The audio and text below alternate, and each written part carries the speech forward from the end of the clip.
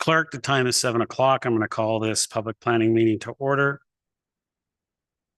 The town of Aurora acknowledges that the Anishinaabe lands on which we live and work are the traditional and treaty territory of the Chippewas of Georgina Island, as well as many other nations whose presence here continues to this day. As the closest First Nation community to Aurora, we recognize the special relationship the Chippewas have with the lands and waters of this territory. They are the water protectors and environmental stewards of these lands, and as a municipality, we join them in these responsibilities. We further acknowledge that Aurora is part of the treaty lands of the Mississaugas and Chippewas recognized through Treaty Number 13, as well as the Williams Treaties of 1923. Shared understanding of the rich cultural heritage that has existed for centuries and how our collective past brought us to where we are today will help us walk together to a better future. Council, can I get a motion to approve the agenda? Councillor Thompson, Councillor Weiss, comments or questions? Call the vote. P.A.R.C.E.L, please.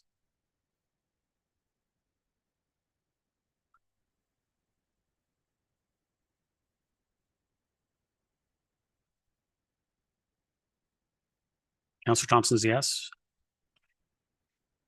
Oh, Councillor Gilliland didn't come through. Yes. Councillor Gilliland? Yes? Yes. Thank you.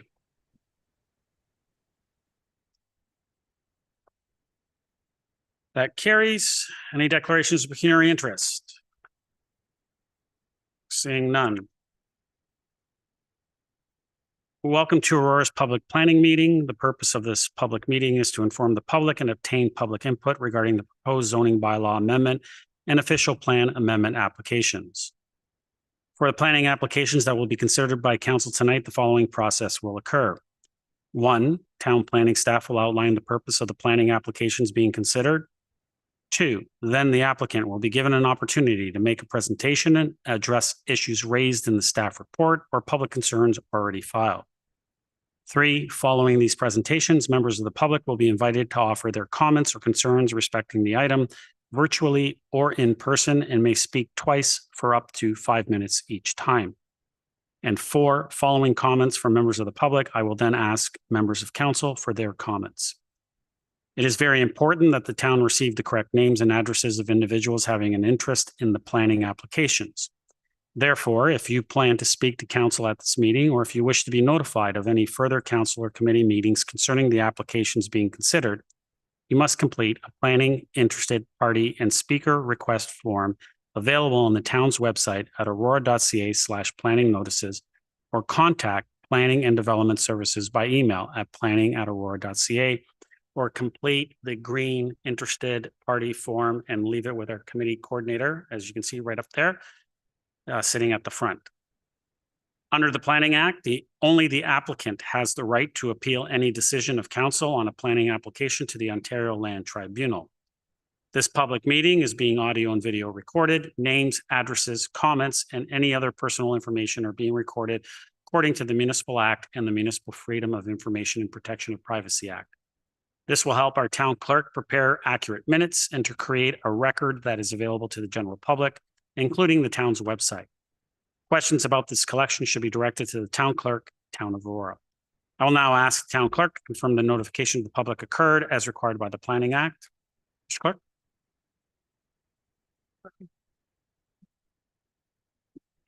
Respecting item 5.1, report number PDS 24-124, application for zoning bylaw amendment 10000999397 Ontario Limited, 36 Industry Street, file number ZBA 2024-04.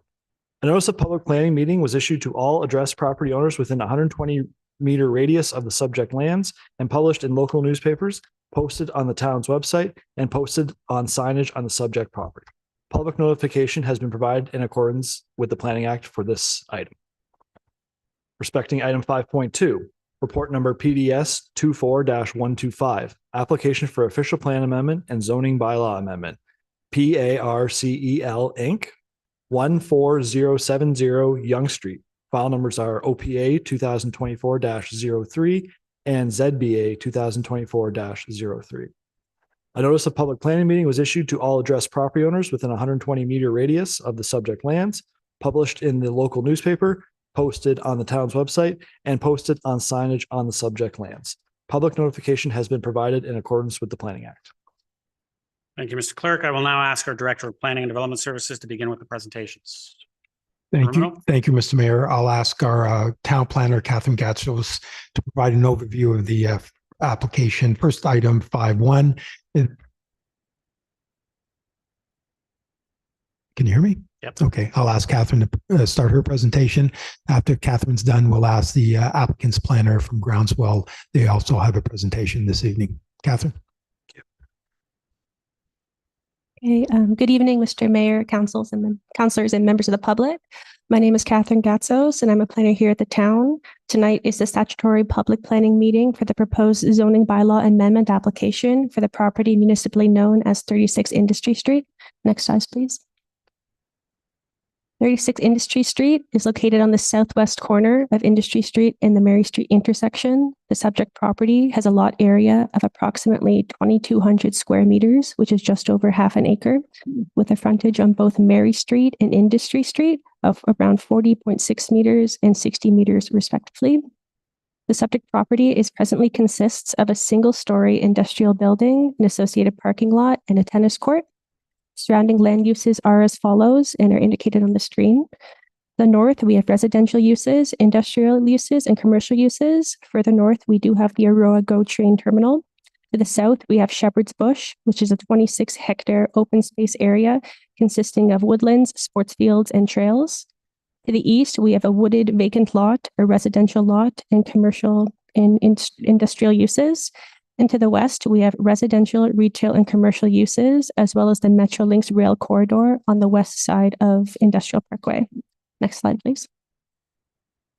The Town of Aurora official plan designates the subject property as Aurora Promenade and Major Transit Station Area mixed use. The subject property is further identified as the Major Transit Station Area as per Schedule D1 of the town's updated official plan.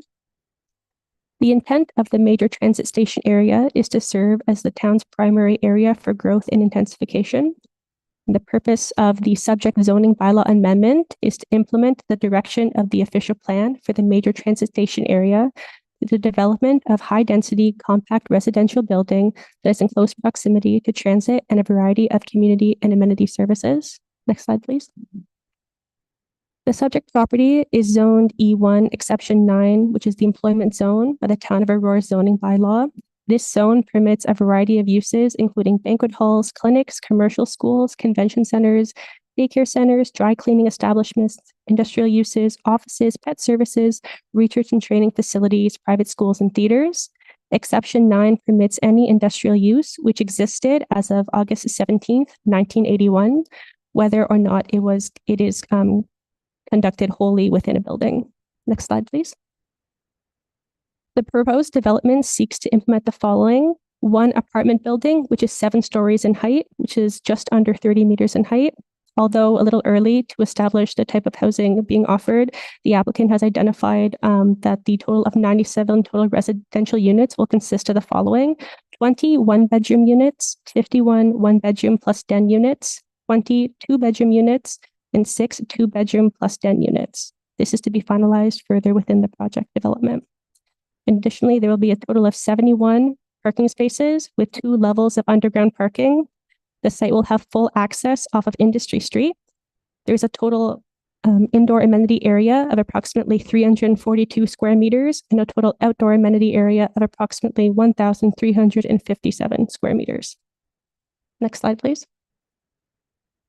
To enable the proposed development and the built form on the subject property, the applicant is proposing a second density apartment residential unit with site-specific exceptions. The zoning bylaw amendment will amend the development standards on lot area and coverage, building height, yard setbacks, and decrease the required amenity area and parking requirements. Next slide, please. This slide provides some conceptual renderings from various viewpoints for the proposed apartment building. These renderings are considered conceptual and are subject to change based on appropriate land use amendments being in place in subsequent planning applications. Next slide. A community information meeting was hosted by the applicant on October 15th, 2024. The public discussion mainly consists on points including increased traffic within the local neighborhood as a result of the proposed development, concerns regarding parking requirements, including increased street parking, natural heritage considerations and impacts to Shepherd's Bush, construction impacts to the surrounding properties, and project timelines, including future construction timelines. Next slide, please.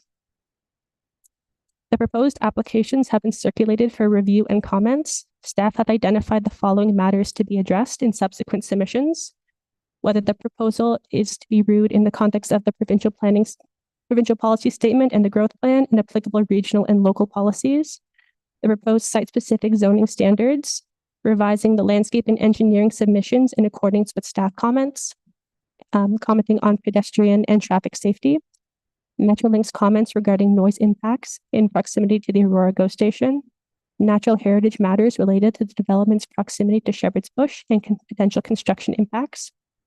All these technical matters will be addressed through the site plan approval process. Next slide, please. All comments, including any additional comments received from tonight's public planning meeting, will be required to be addressed by the applicant with further detailed review of the proposal to occur. When appropriate, a staff report with recommendations will be brought forward to Council's ultimate consideration. A future site plan application is required to address the technical matters related to the proposed development, which is subject to staff delegated approval. A future common plan of condominium application is required, which will be directed to Council for consideration. All interested parties will be notified of updates related to the subject application. Next slide, please. Staff also remain available to answer any questions tonight moving forward in this process. Thank you. Thank you. Mr. Rumino. Thank you, Mr. Mayor. At this time, I think we should call the applicant's planner for their presentation, Mr. Brad Rogers from Groundswell. Welcome. Mayor, members of council. Okay, we're good. First slide, please. Next slide. Thank you. So my name is Brad Rogers from Groundswell Urban Planners. Pleased to be here before council this evening. I'm here with two people from our extensive project team, Maggie Way, who's an associate planner of Groundswell, and also Richard Ziegler, who is our built form architect. Next slide. Just to give the public and council a little update on kind of where we've been and where we're going. We did have a pre-con meeting in June of 22. We did submit the application in July of 24. It was deemed complete in July 30th, 2024. We did have the community information meeting. Thank you to some of the councillors and the planning staff and some of the public for attending. That was October 15th, 2024. Tonight's meeting, as you know, is a statutory public meeting to get input from the public and our neighbors. We anticipate two more meetings. One is a future committee of the whole meeting, and then a recommendation for a future council meeting. Next slide, please. I'll try to go through this quickly because it's somewhat repetitive. But the existing commercial industrial building was owned by Tenex, and Tenex they make courts, tennis courts, which is why there's a tennis court, I guess, in the backyard. So there's a manufacturing building, a parking lot on site. This property is at the intersection of Mary Street and Industry Street, and there is access through Industry Street to Shepherd's Bush, and there's a parking lot just south of us for people to walk in the trails there. Next slide.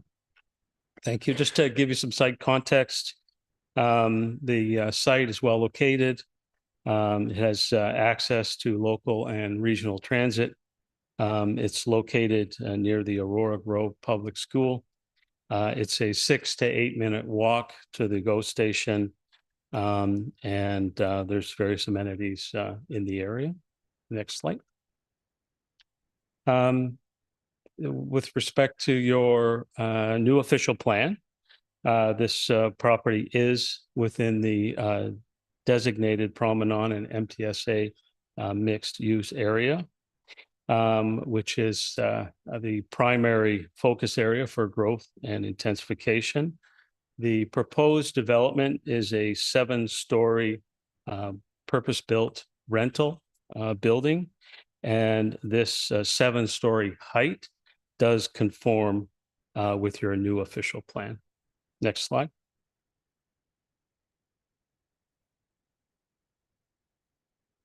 Just reinforcing the height there of 7 stories. Some of the permitted uses do include apartment buildings. We're proposing 2 floors of underground parking with access at the south end off Industry Street. Next slide. Shows the current zoning and the various permitted uses within that zone. Next slide. The proposed zone that we're proposing is an RA2 apartment residential 2 density zone. Next slide. So just a summary, the proposal is a purpose-built rental building, a total of 97 units, being 1 and 2 bedrooms, and some of those 2 bedrooms have dens. We're looking at 71 vehicle parking spaces, 4 barrier-free, and then the various indoor and outdoor amenity areas. Next slide. This is a view of the entrance looking southwest. Next slide. This is a view from Industry Street looking west. Next slide. This is a view from Mary Street looking south. Next slide. And this is a view from the underground entrance looking northwest, and the underground entrance is off on the left there, going underneath the building. Next slide.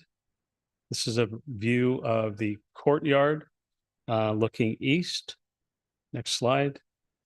This is the ground floor plan, and all of the ground residential units will have direct access to the street. The building lobby would be accessed from Industry Street. And at this time, we're looking at various amenity spaces, such as a fitness center, a business center, a multi-purpose party room, and a dog wash. This is the next slide, sorry. This is the mix of the various plans. Next slide, sorry. From floors 2 to 7, and all of the outdoor amenity balconies would be provided on each unit. Next slide. This is the conceptual landscaping plan. We're looking at boulevard plantings along both Industry Street and Mary Street, streetscape plantings along the building facade, and a landscaped outdoor amenity courtyard area on site. Next slide. And that ends my presentation. Mr. Mayor, members of council, thank you. Thank you. Open it up to members of the public. First, I have on the list Cheryl Bain. Cheryl, welcome. And just get you to state your name, Cheryl, and you have 5 minutes.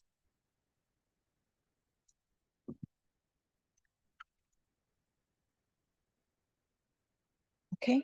Thank you, Mr. Mayor and councillors.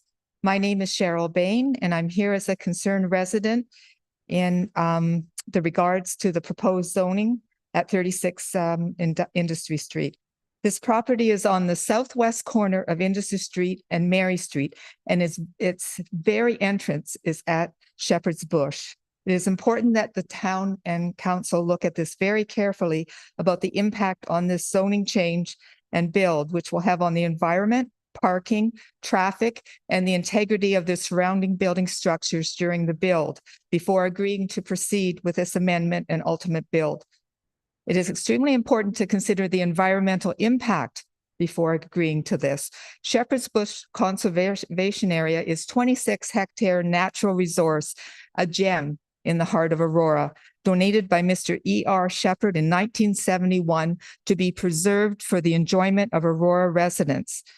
It is also home to many diverse wildlife as well. It is accessed from the south by the way of Industry Street.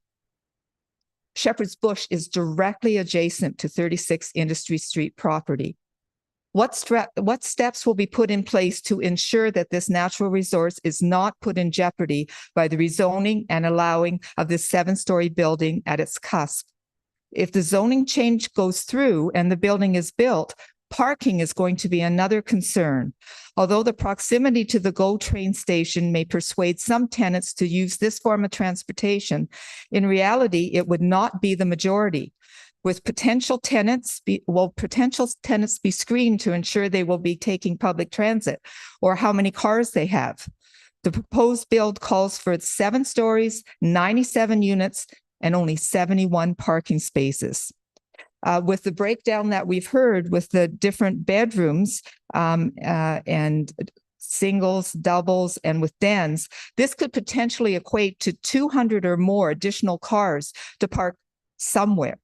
In addition, the building proposal mentions the potential for stores on the first level. Where will all these cars park? The Shepherd's Bush parking lot will be a prime location for them, which would not allow parking for patrons of Shepherd's Bush. Other surrounding areas will also be continuously filled with parked cars on Industry Street, Mary Street, and also surrounding parking, business parking lots. Hand in hand with parking comes traffic congestion. This will be a safety issue with the proposed build and the increased number of cars on the road each day, trying to get out of Industry Street onto Mary Street. Mary Street between Industry Street and Industrial Drive originally was a dead-end street approximately 20 years ago. After the town opened it up, traffic each year has continued to grow to the point that most residents in this area back their cars into the driveways in order to be able to get into the road safely. With the high congestion already on Mary Street, these additional cars will gridlock this area, making it impossible to move. If this zoning bylaw amendment and build still goes through, even with all these concerns, council should seriously consider making the west end of Mary Street from Industry Street to Industrial Drive a dead-end court again to help curb the amount of traffic in this area and allow the residents on Industry Street to get out in easier way. With a 7-story building and 2 levels of underground parking, there is also concern during the build about the building structures surrounding this property. Many of these buildings and homes are quite old and their structure could be severely compromised through the build. What will the town do to ensure that these homes are protected? Will there be an independent arm's length company doing a preliminary and post-assessment of the buildings to ensure that the reports are not biased? Who will rectify the structures if they are compromised? In closing, before allowing the zoning bylaw amendment and the build of this proposed 7-story building on 36 Industry Street, Aurora Town Council has a duty to ensure that the above concern, which include the detrimental impact on Shepherd's Bush, vastly insufficient parking, gridlock of traffic, and compromised integrity of the surrounding buildings during the build, be addressed, and that the council has found solutions to minimize the impact of existing residents and businesses in this area. If solutions cannot be found or doubt still exists that solutions will work, council has an obligation to deny the zoning amendment build and support its existing residents and businesses in this area. Thank you. Thank you, Cheryl. Next, I have Catherine. Catherine, you're joining us virtually. Are you there?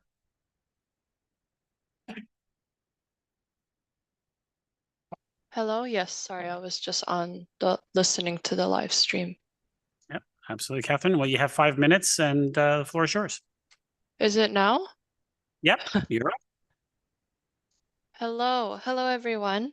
My name is Catherine Wisniewski. I'm a Natural Heritage Coordinator at the Ontario Heritage Trust.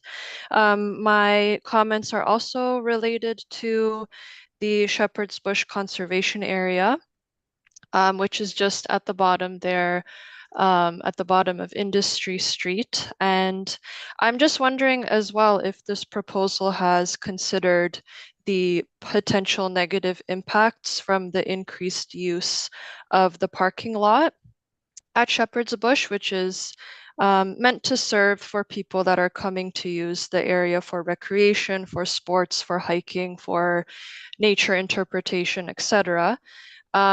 Given that the number of parking spaces is less than the number of units, how was it determined that, or is this sufficient to accommodate the number of units and the number of people that would be living in this building? Given that the Shepherd's Bush area has already experienced increased use of the parking lot from GO train commuters. So it's already like a spot that is heavily used. So there's just concerns that this parking lot will be plugged up by, guests of these potential residents, of, people that have multiple cars potentially, assuming that perhaps some of the people that live in the live in the units have more than one car. So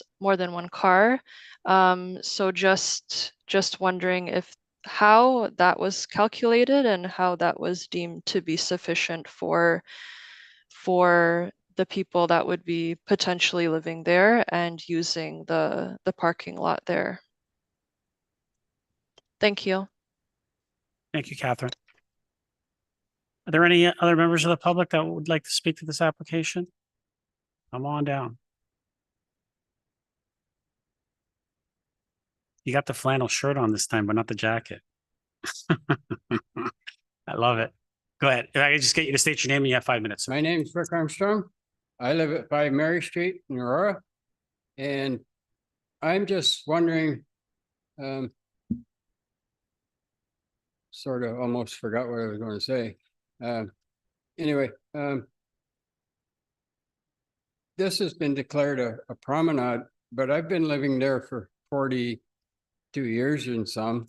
And I would like to know why, if this is a planning thing, why there's only being planning applied to this one lot here.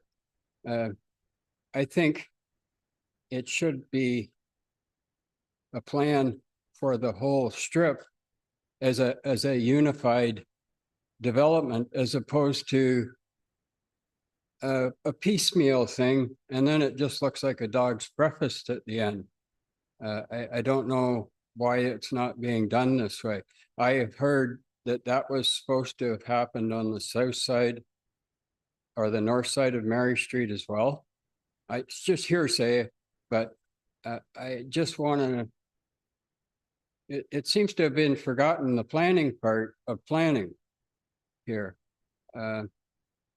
We just allow, yeah, that's good enough for now.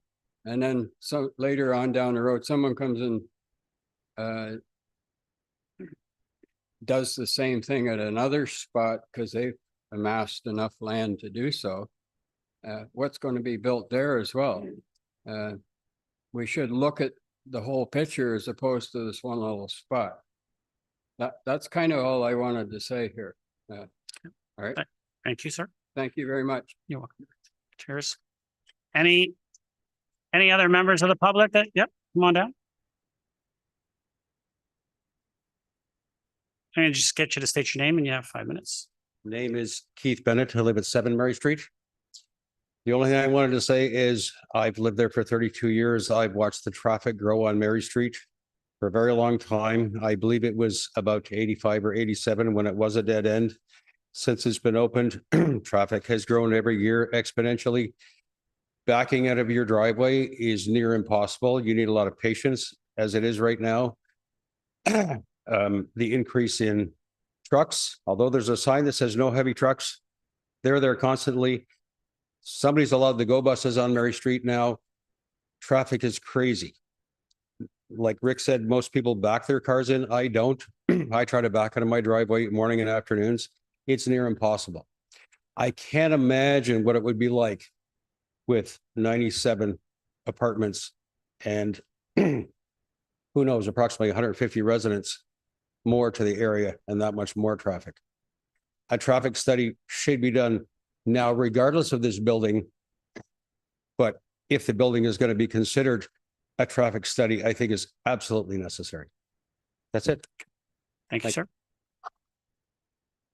Any other members of the public who want to speak to this application? Going once, going twice. I'm going to close the public portion of this meeting. Council, the recommendations that report number PDS 24-124 be received. 2, that the comments presented at the statutory public planning meeting be addressed by Planning and Development Services in a report to a future committee of the whole meeting. Did someone want to move that recommendation? Councillor Gallo, thank you. Is there a seconder? Councillor Weiss, thank you. Any comments or questions to the applicant or the report?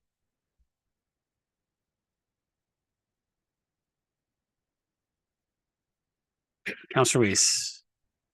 Yeah, I'd like to thank the delegates who came forward tonight. First of all, it's important to see what the concerns are that you have. And so that's why we have these public planning meetings.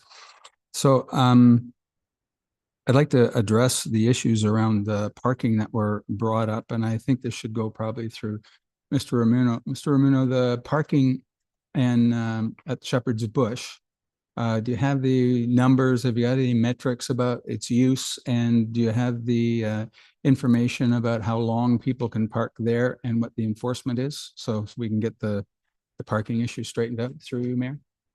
Mr. Ramuno, I believe we do have a parking limit there, but.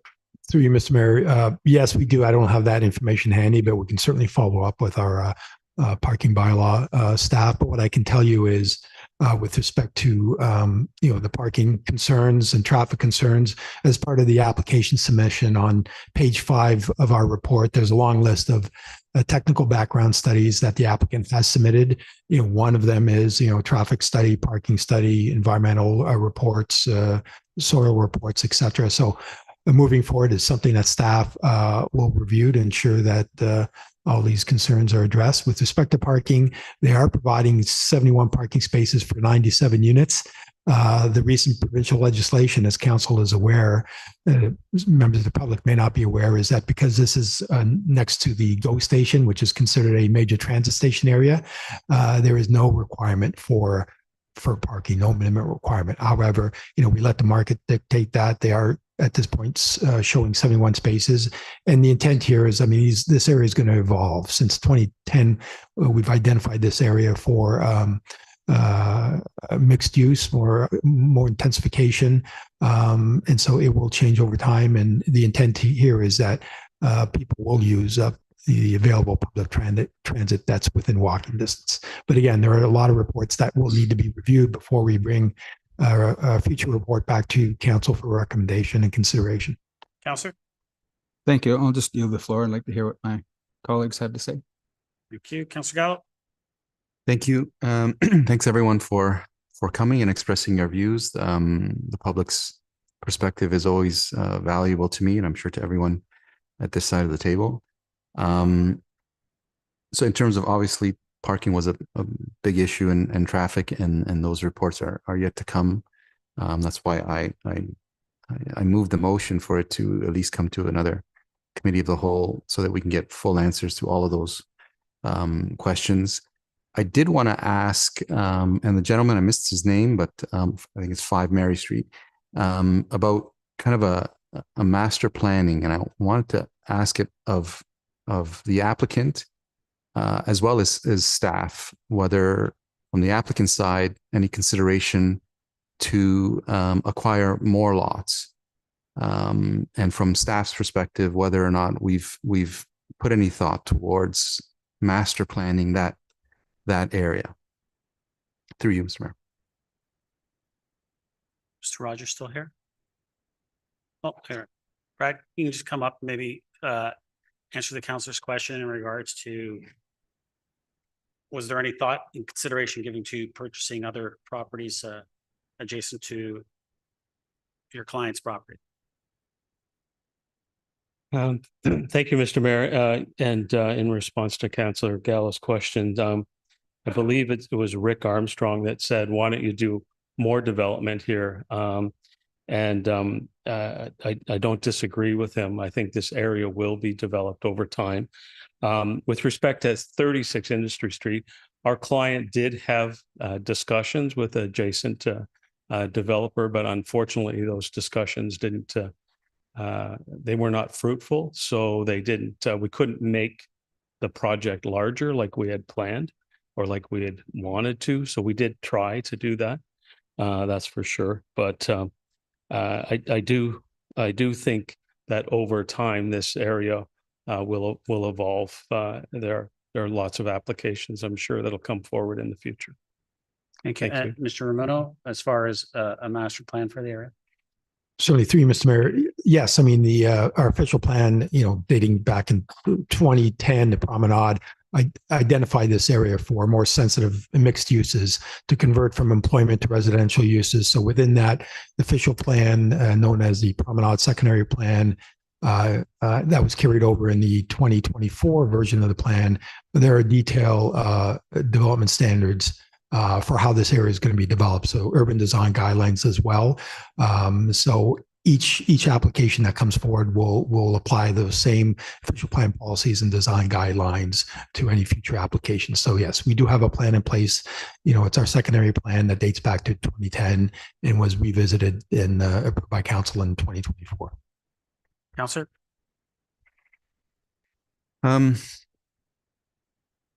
But there's, through you, Mr. Mayor, there's no specific, I don't know how we would address it, but what I share the owner's view that, do we want piecemeal type of developments along this corridor? There's 2 large lots and the rest are very small, short of someone acquiring 3 or 4 of those. It's definitely slated for development, and I'm concerned that either this development is too small or that it just creates this piecemeal kind of feeling on that street, which is not necessarily what we're striving for, being so close to major transportation corridor. I assume, based on what you said through Mr. Mayor, that short of the secondary plan, the promenade study, that's everything we have to guide any potential developers to redevelop that area. Mr. Romano? Through Mr. Mayor, yes, that's correct. Our official plan policies, but also when the individual zoning bylaw amendment applications and site plan applications come forward, as we undertake a rigorous review of the application. I understand your point with respect to perhaps it'd be nice to see if the entire area develops at once. There's a bit of dilemma there. You need willing hosts, and I think we heard from Mr. Rogers that they did speak to some of their neighbors, but from our perspective, we've got to deal with applications as they come in. But again, I think we're pretty confident in the policies in our official plan that we will ensure that moving forward as these blocks do get developed over time, from a built form standpoint and urban design, they'll be complementary, and it will fit in, and we'll create a sort of a vibrant pedestrian street face along Industry and Mary Street, as we will throughout the promenade. As you know, we're seeing applications townwide throughout the promenade. But again, we've got to deal with applications, as they do come in on a case by case. It's not to say that we don't request that applicants do talk to their neighbors to see if they're also willing to, submit an application as well. And my understanding is there was discussions with neighbors. Council? That's it. Thank you. Thank you. Councilor Thompson? Thank you.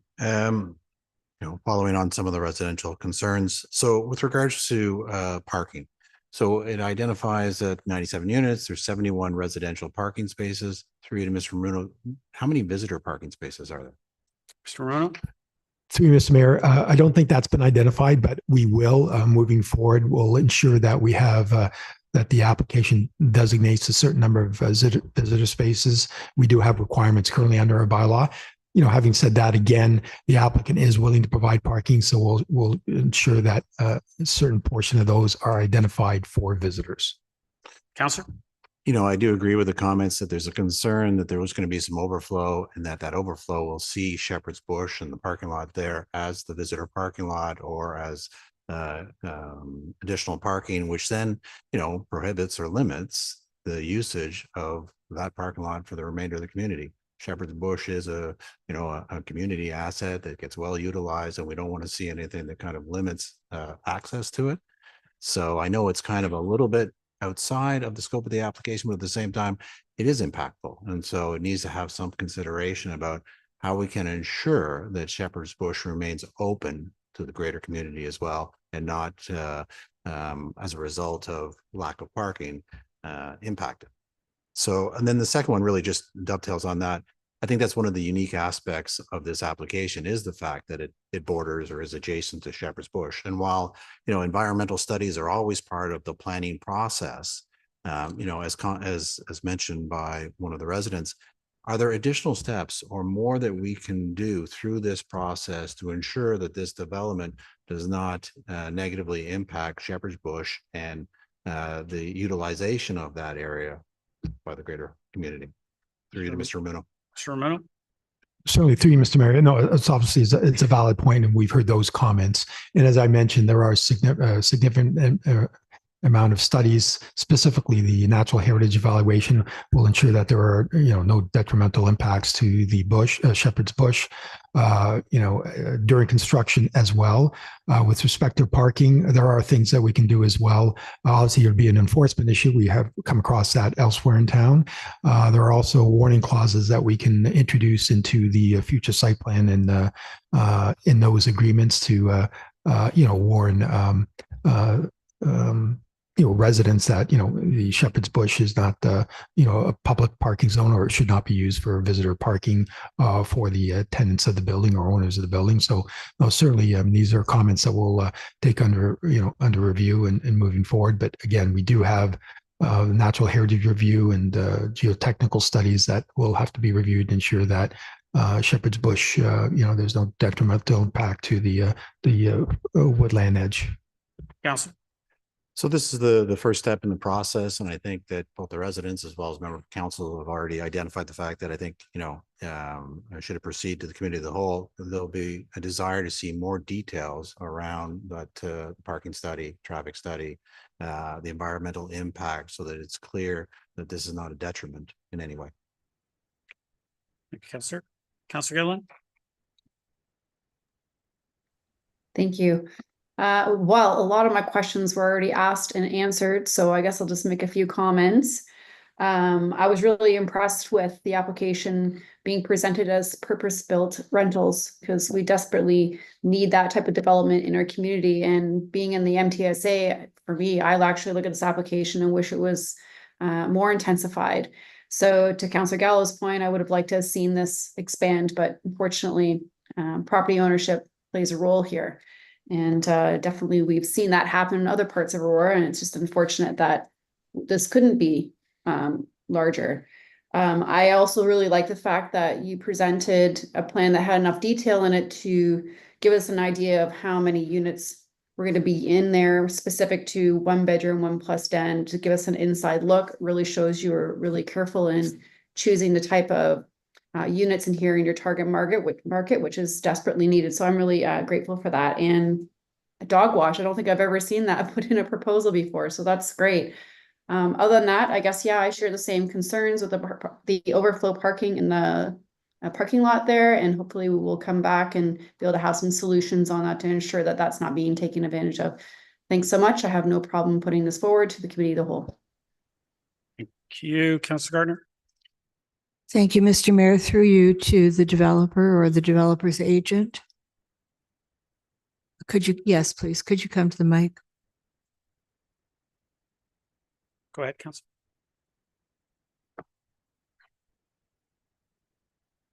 Councilor. I'm waiting for him to come to me.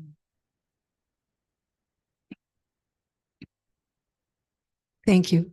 With respect to the 71 resident parking units that is called resident, is 71 the total amount of parking spaces that can be planned in your plan?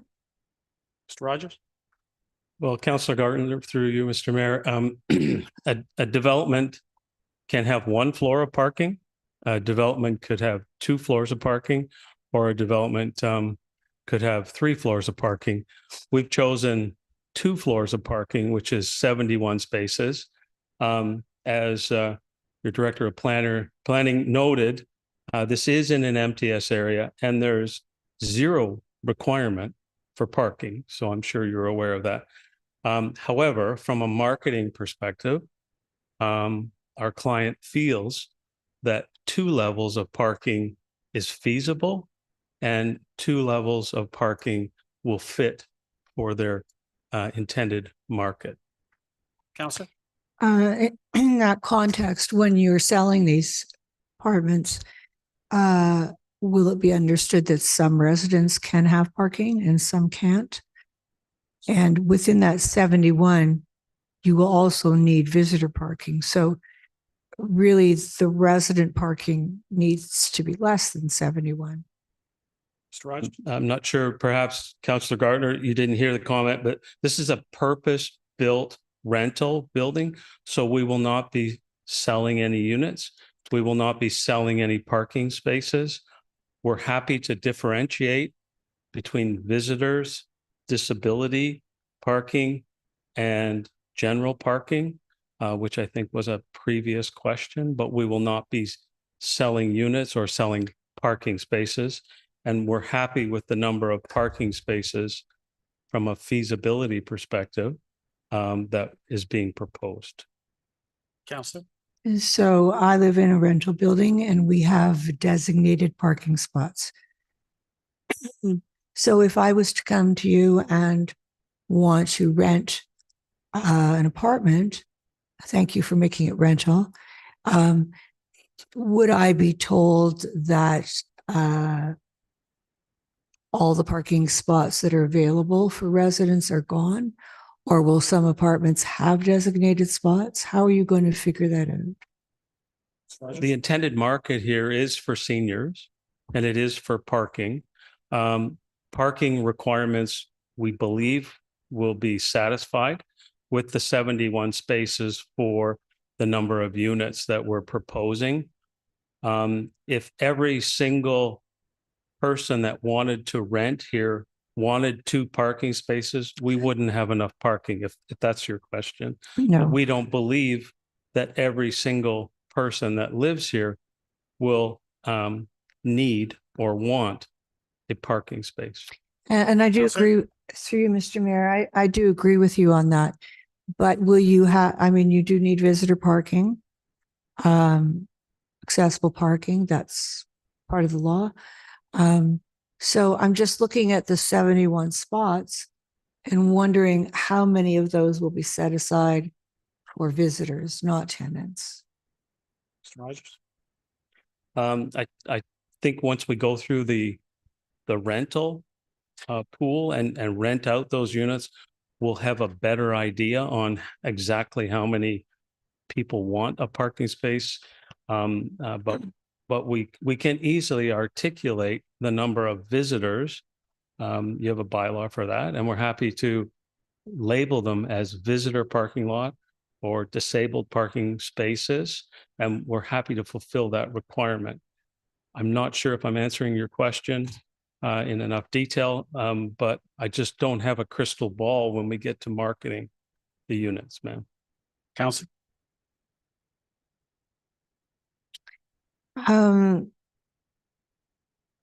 The 71 spots are all that is possible in 2 levels of parking.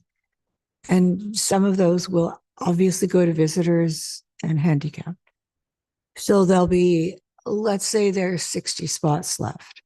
So when people rent a unit, there will either be a parking spot available or there won't. And they will come into the unit understanding that. Mr. Rogers? Counselor? Thank you. Let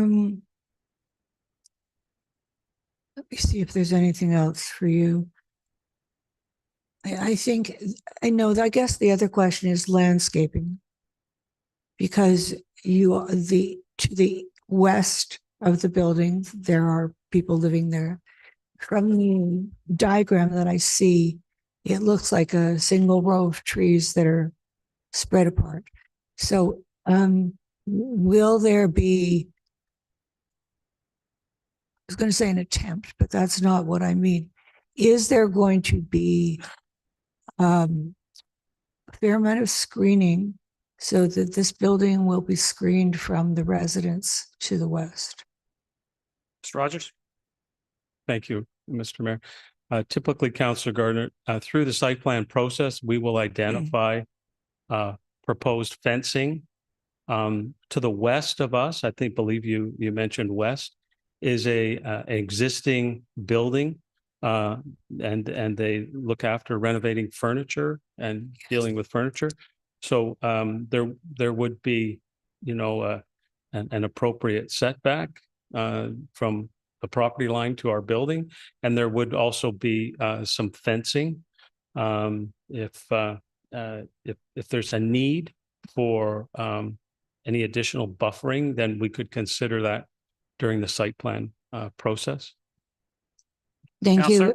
Thank you, through Mr. Mayor. And, I know that there's a furniture upholstery business, but we still do have the residents west of there. And I would like to know that there is a substantial amount of green so that there's screening not only for that building, but also for the residents. That's all that I have, and that will be to the site plan. Thank you. Thank you. Through you, Mr. Mayor, to Mr. Muno, usually we get, when you present a report to us, there's a lot of studies that have already been done. And there's a lot of studies missing from this report. Is there a reason that it's coming to us at this point? Mr. Romano? Through you, Mr. Mayor, no, again, this is our standard practice. It's our first public planning meeting. We deemed it a complete application. They've submitted all the background technical reports. They're under review. We don't have final responses on all those, but we never do at the initial stage. This is the opportunity to get feedback from members of the public and council. But moving forward, prior to finalizing a report, we'll have final comments on all those technical background studies and for council's consideration moving forward at a future committee of the whole meeting. Council. Thank you, through Mr. Mayor. I see in the report that there are technical issues and revised landscape to be looked at by staff. What are the technical issues that are outstanding? Mr. Romano? Through you, Mr. Mayor, I think it's just related to the landscape drawings that our landscape architect has probably made some comments with respect to number of trees and species of trees. Again, pretty typical comments at this point. Just to be clear, we do have landscape plans associated with the zoning bylaw, but the applicant hasn't submitted a formal site plan application. That'll be a future application, and we'll have another opportunity to review those landscape requirements moving forward. Councilor? Thank you. And this is a significant footprint, so I would like to see a lot of green in this area, as much green as possible. I don't know how much is left on the property to be able to do that. Councilor, if I can just get you to wrap up, you have 5 minutes. Yep. Thank you. Councilor Kent? Thank you, Mr. Mayor. Growth and population, pressures behoove us to encourage growth within the MTSA area. The GO train station is only 100 meters away. From a location perspective, this is an ideal location for purpose-built rentals. But at the same time, we have to balance that with honoring and protecting whatever environmental land that exists adjacent to it, which is Shepherd's Bush. Two main concerns that have been brought up is traffic and impacts to Shepherd's Bush, and traffic study will be presented at Committee of the Whole as is usual. Mr.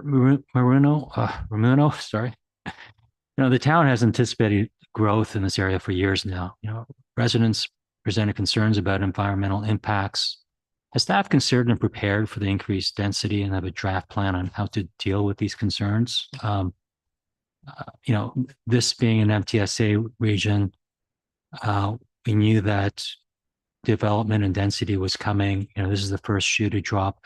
Besides waiting for the Lake Simcoe Conservation Authority's recommendations on various buffers and so forth, do we have existing protective measures that we can assure residents now during this process, as opposed to waiting for, Lake Simcoe or any other external contractors to provide recommendations? Mr. Romano? Certainly, through you, Mr. Mayor, it's this process in front of us that we're going through right now with respect to the zoning application to rezone the property to align with our official plan residential designation and the variety of technical reports that have been submitted and will have to be reviewed and any comments addressed moving forward. Again, it's a very rigorous and informed process. The planning process. And I'd just like to remind, council is probably aware of this, but this area is currently was within our employment area. So our official plan, converted these lands to future residential for intensification uses. Residential is considered a more sensitive land use than, some of the existing, employment uses there now. And this site in particular, like most of these sites, are already urbanized, they're paved, they've got buildings and, concrete and pavement. But again, as part of any redevelopment application, the applicant is still required to submit all the required background reports and go through that prerequisite, study. Councilor? Great, that's all. Thank you. Thank you. Councilor Gallo, second time. Thank you. There was some discussion about setbacks, and on page 10 of our report, there's the proposed secondary density apartment residential exemption zone chart. Through you, Mr. Mayor, to staff, we have all of those areas, the lot coverage, front yard, rear yard, exterior side yard, all of that. Unless I'm missing something, don't we typically see what, unless they comply with all of them, typically we see what it is, the proposed zoning, and what they comply with and what maybe they're not complying with.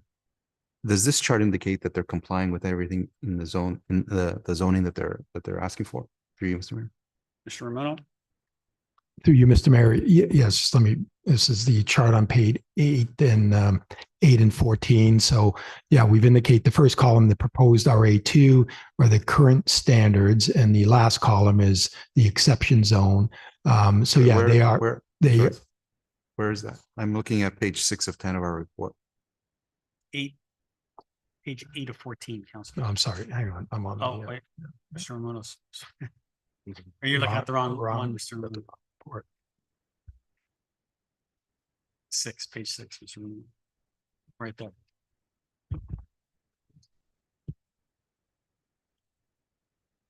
Yeah. So in this case, and maybe Felix can weigh in here in this instance, because we've got the existing, it's an employment area going to a residential zone. We've identified the proposed residential exception zones. I'm not sure if we've captured the comparison between the existing parent R2 zone, or apartment zone, and what the applicant is asking for here. Council. But it's something, obviously, when we do report back, we'll identify any exceptions to that apartment zone. Again, it just reminds council that,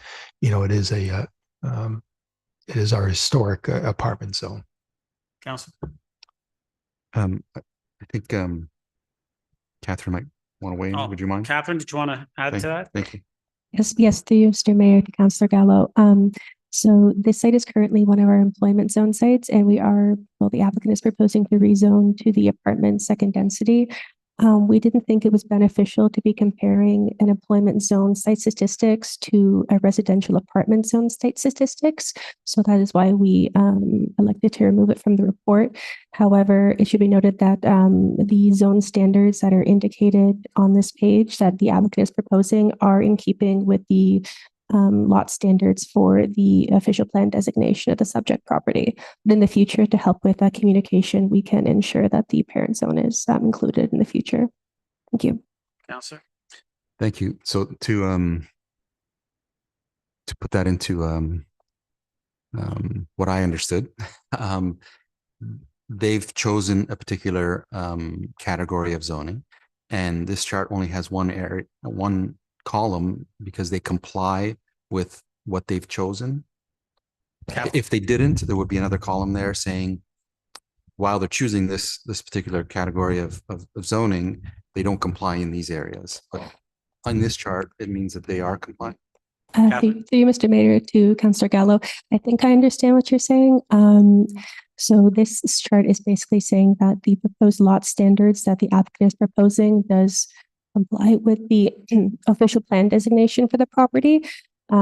We did not include the parent zone standards for the RA2 zone.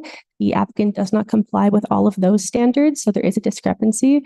We thought that it would be best to simplify this table format, but that might not be the case. So in the future, we can include the parent standards as well. We just didn't want there to be kind of a misunderstanding between the existing employment zone, the proposed RA2 zone, and the proposed exceptions to the RA2 zone. Counselor. Thank you. I understand. And I understand that they're very different and the comparisons probably wouldn't make much sense. Just while we're here, it says interior side yard 0 meters minimum. Could someone just explain that to me? Catherine. Through you, Mr. Mayor, to Councillor Gallo, the current zone standard for the promenade MTSA area in the official plan does indicate that the minimum side yard setback for this designation is 0 meters. So the applicant has at this time chosen to respect that setback. That is not the setback that is required of the parent RA2 zone. But this is something that continue to be discussed with the applicant and staff and whether that setback is appropriate for this lot or if we would like to see increased buffer. So through you, Mr. Mayor, that means that the I guess the westerly border is going to be on the lot line. Through you, Mr. Mayor. Through you, Mr. Mayor, to Councillor Gallo, correct. That would imply that the development is going to go up right to the property line. But that is still something we're discussing with staff. Yeah, I think we should review that. But that might be something to consider when it comes back. Thank you. Thank you. Councillor Gardner, second time. So I guess there's going to be no screening to the west. This isn't under an R. This is under an RA. Is that correct? An RA2 zone? Is that what we call our apartment building zoning? Mr. Romano. Through Mr. Mayor, that's correct. Councillor. So this really needs to be considered under that zone. Mr. Romano. Through you, that's correct. And as you recall, in a lot of past, examples, there are always going to be exceptions to our parent R2 zone because again, it's a dated zone that goes back, decades, and standards have changed. Councillor. Thank you. So the chart on 610, it would be RA2 zone exceptions. Mr. Romano. So you're nodding yes. That's correct. Councillor. Thank you. The question was asked about potential vibration of the neighboring homes during the construction. Through you, Mr. Mayor, could you please speak to that? What is there going to be a before and after, or before and during vibration study? No. Yes, through you, Mr. Mayor. Yes, aside with apart from the technical noise reports that are submitted when we get to the site plan stage and in approval, one of our practices is to impose a condition that prior to development starting, that the applicant does pre and post surveys of surrounding properties. Counselor? Thank you, through Mr. Mayor. So because there are no residents directly adjoining it, the study would still apply to the residents down the street? Mr. Romano? Through Mr. Mayor, it would apply to any adjoining structure, even the retail and industrial operations, something that we'll discuss moving forward. Counselor? Are the homes to the west considered adjoining structures? Mr. Romano? Through you, yes, they'd be within proximity. Counselor? Thank you. And what would residents do if they found that the vibrations did any damage to their homes? How would they follow through on that? Mr. Romano? Through you, Mr. Mayor, again, there's a qualified consultants on site that will do those surveys in advance, and they'll ask for permission to enter properties. And if there are any damages, I mean, there's provisions put in place through the agreement that the homeowner will have an avenue to make those legal claims if it was demonstrated that there were damage to their properties as a result of construction activity. Counselor? Through Mr. Mayor, thank you. I think that answers the question that was asked by the first delegate. Just in closing, I would like to see a block plan of this area. I think we need to plan it. I think the town needs to plan it. And there's no reason we couldn't have commercial downstairs and residential upstairs, but I think some more thought needs to be given to this, because I think there will be some more applications, especially to the east, because some of those buildings directly back onto Shepherd's Bush, and that'd be a very nice place to live. Thank you. Thank you. Any other comments or questions?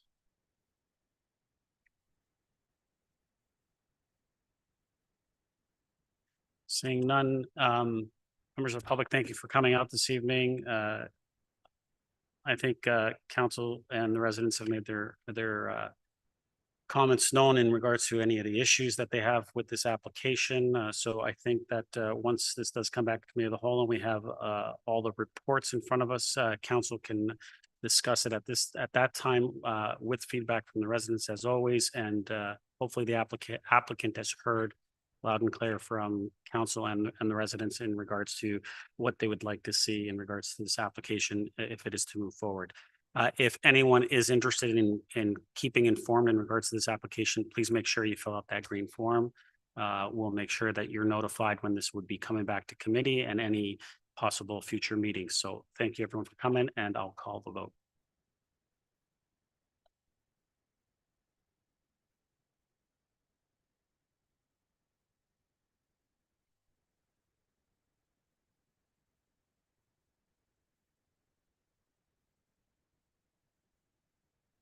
Councilor Gardner?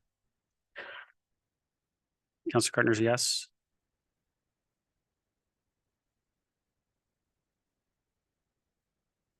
That carries.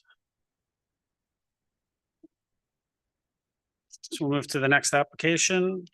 Mr. Romano? Thank you, Mr. Mayor. I'll ask our planner, Felix Chow, to come up and he has a presentation on item 5.2, which is the parcel application, official plan zoning bylaw amendment. Council probably recall there is previous history on this property with previous approvals. So Felix, you can begin, and then after Felix, we have the applicant's planning consultant, Malone Given Parson, Joan McIntyre, will also provide a presentation.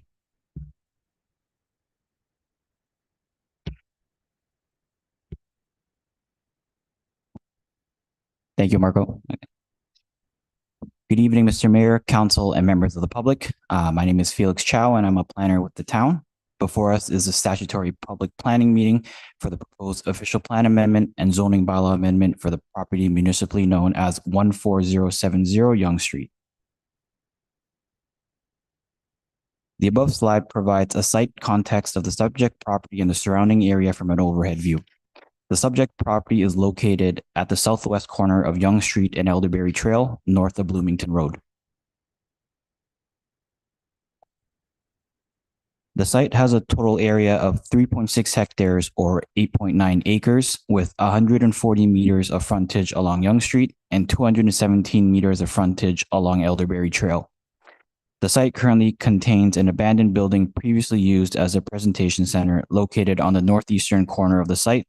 The balance of the lands remain vacant. The surrounding land uses are as follows. To the north are existing detached dwellings in environmentally protected lands. To the south is the Ontario Provincial Police Building, Ontario Natural Resources Office, and Service Ontario Building. To the east are detached dwellings, including a new residential subdivision on Cala Trail. And lastly, to the west are existing detached dwellings. In 2011, Council accepted and endorsed an Ontario Municipal Board settlement approving official plan and zoning bylaw amendment applications for the subject lands, which permitted the development of 3 buildings. The applications facilitated a 4-story wellness center and accessory uses, a detached dwelling, and a 4-story apartment building to a maximum of 20 units. These are the permitted uses on the property today. In 2014, the owner submitted an application for site plan approval for the 20-unit apartment building, and in 2021, this application received all approvals and a site plan agreement was executed. Despite these approvals, the owner has not proceeded with construction and the site remains largely vacant. The subject lands have multiple designations within the Town of Aurora official plan. A portion of the property fronting Yonge Street is within the regional corridor. Within the regional corridor, intensification will take the form of low to mid-rise buildings within a maximum building height of 5 stories. The lands are further designated as suburban residential within the official plan. Majority of the lands are also identified under the Yonge Street South Secondary Plan, or OPA 34, as cluster residential, within small portions of the lands designated as estate residential, environmental protection area, and major institutional. The subject lands are also identified as Site-Specific Policy Area 41, as approved through the 2011 OMB settlement. Site-Specific Policy 41 permits the following uses on the subject lands: a wellness center, medical office or clinic, an accessory pharmaceutical dispensary, an accessory nutritional use, a single detached residential unit, and an apartment building to a maximum of 20 units.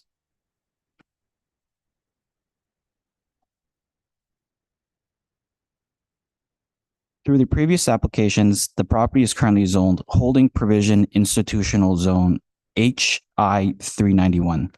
Again, the site-specific institutional zone was approved to facilitate the development of 3 buildings on the subject lands. Permitted uses are tied to the specific buildings and are as follows. Within Building A wellness center, medical office or clinic, accessory uses, accessory pharmaceutical dispensary, and an accessory nutritional use. Within Building B, 1 apartment building with a maximum of 20 residential units, and within Building C, a detached dwelling unit. The proposed development of the land seeks to facilitate 2 5-story condominium apartment buildings to be developed over 2 phases.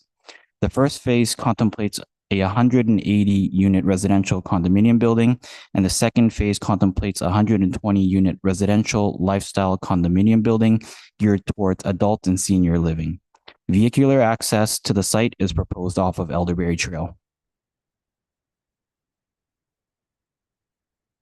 This slide shows the conceptual rendering submitted by the applicant.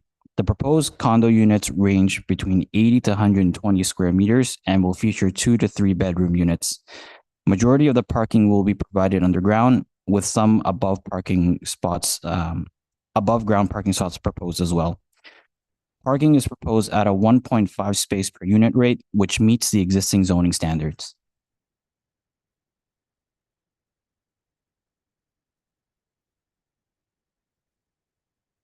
So the applicant proposes to amend the provisions within Special Policy Area 41 to facilitate the development of 2 5-story residential apartment buildings on the subject lands.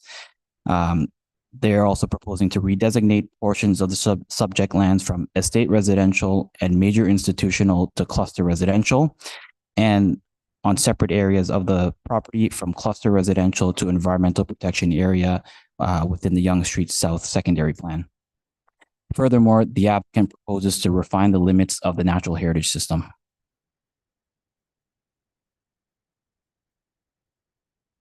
To enable the proposed residential development and built form on the property, a rezoning to second density apartment residential, or RA2, with site-specific standards and environmental protection, or EP, is required.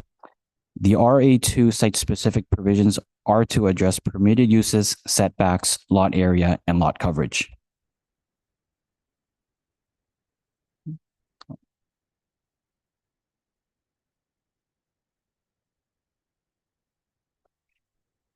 In addition to tonight's public meeting, the applicant hosted a community information meeting on September 5th.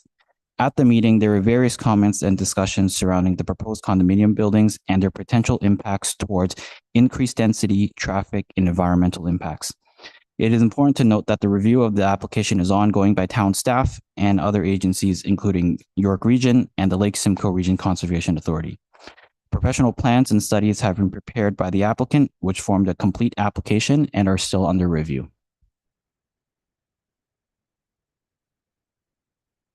The proposed applications have been circulated for review and comments, and staff have identified the following matters to be addressed: conformity to the provincial policy statement, the growth plan, and regional and local policies; traffic considerations such as potential signalization of the Yonge Street and Elderberry Trail intersection; review of the submitted environmental impact assessment with respect to the adjacent woodland and associated vegetation protection zone limits; and the availability of municipal servicing capacity.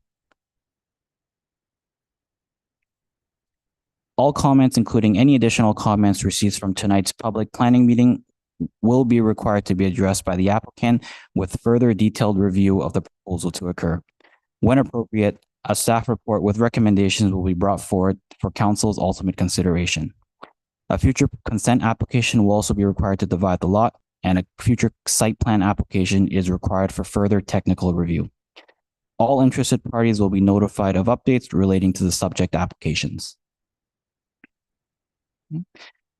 Staff remain available for questions tonight and moving forward in this process. Thank you. Thank you, Mr. Meadow. Thank you, Mr. Mayor. I think at this point we can call up Joe McIntyre, the applicant's planning consultant. Welcome.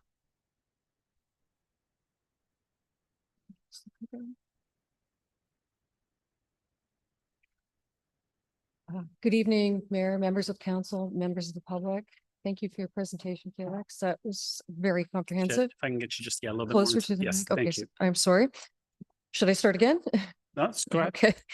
My name is Joan McIntyre. I'm a principal with Malone Gibbon Parsons. I've been involved in planning with this firm for over 40 years, much of it in Aurora.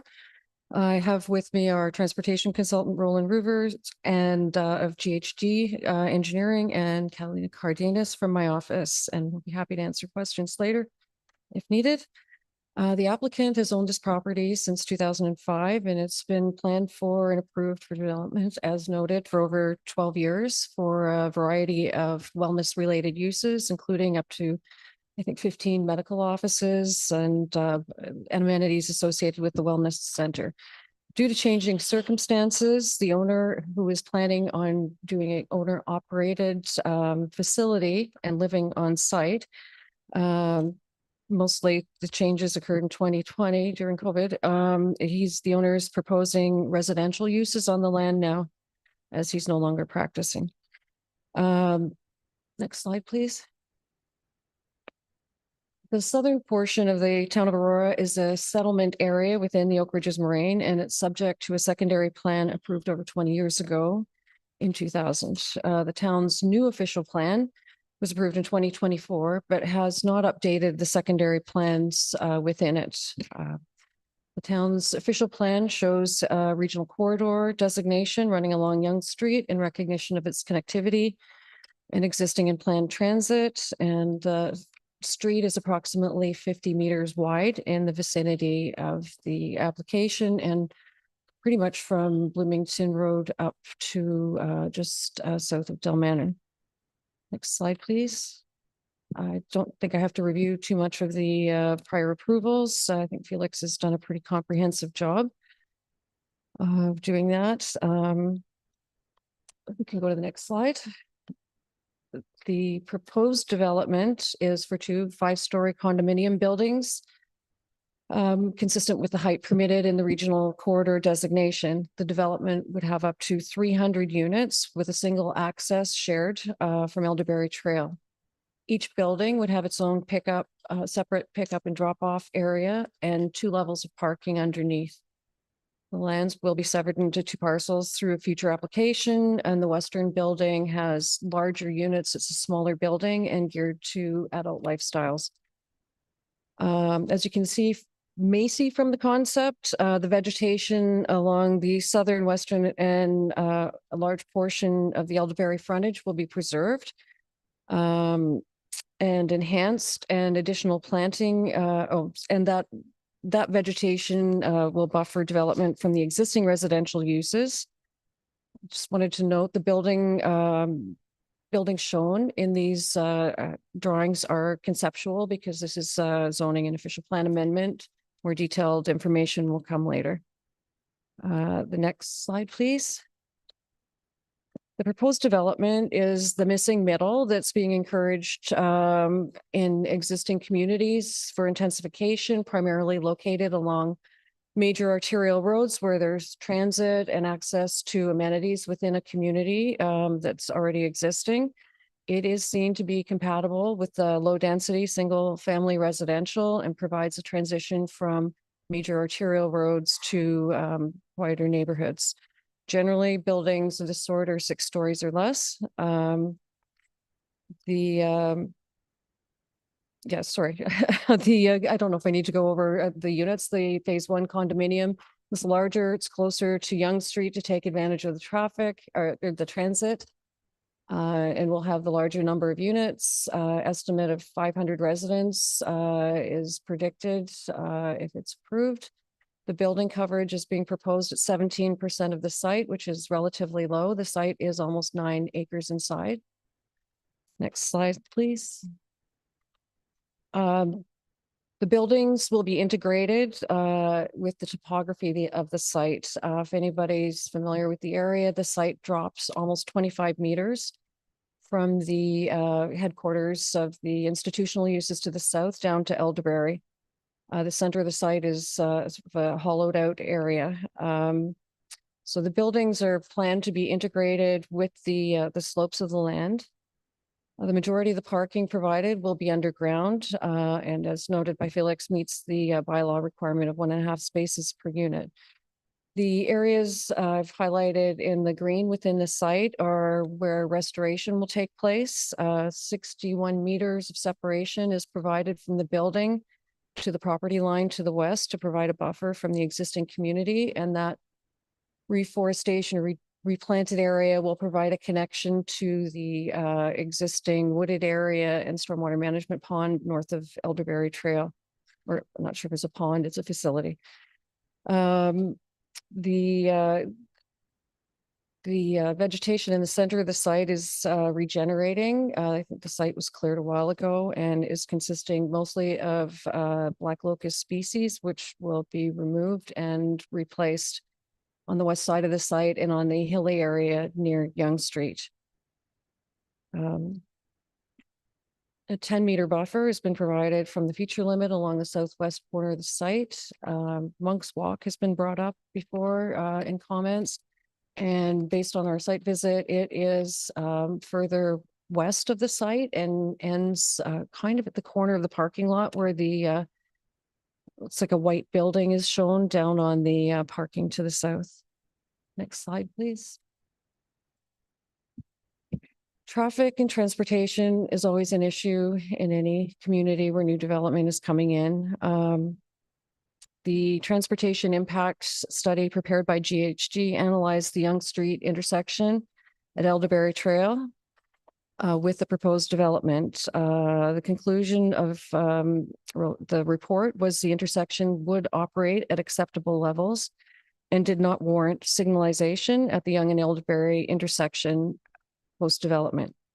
However, in listening to the residents at the September 5th public meeting, we are undertaking further study of the intersection, including signalization. And we've undertaken additional traffic counts throughout a full week to address some of the concerns. So we are looking to respond to the comments we're receiving. Yonge Street has has a multi-use path located on it and a transit stop about 50 meters north of this building on the north side of Elderberry Yonge intersection.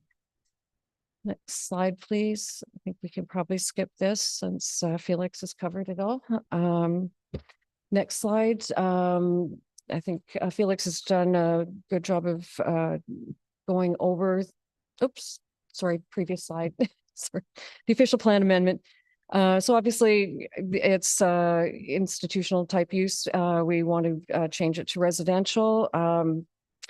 The coverage we're looking for is still very low compared to some of the other areas that have been approved in the area, and the 11% coverage in the original site plan, official site specific OPA is more consistent with natural linkage areas and natural areas in the Oak Ridges Moraine than for lands within a settlement area. And I think it's evidenced by the changes the municipality has made to these site specific applications over the years.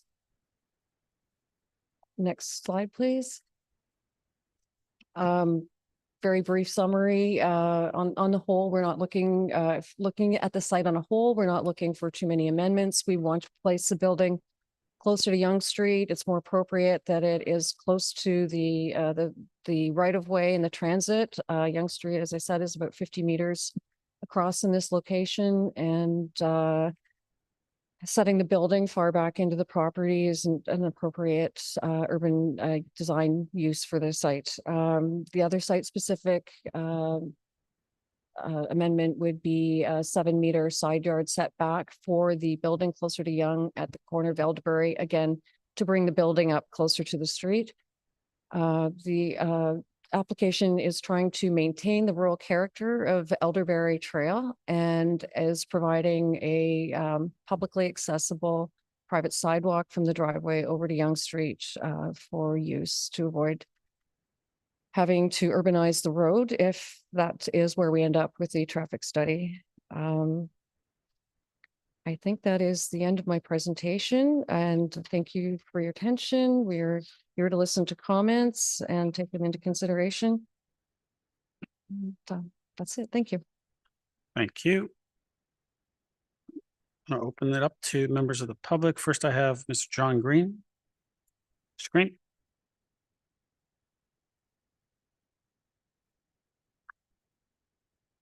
I can get you to state your name, and you have 5 minutes, sir. My name is John Green, and I live at 5 Fox Point in Aurora. I am the co-chair of the Ratepayers Association of Yonge South. And I've lived in Aurora and been there for a resident since 1983.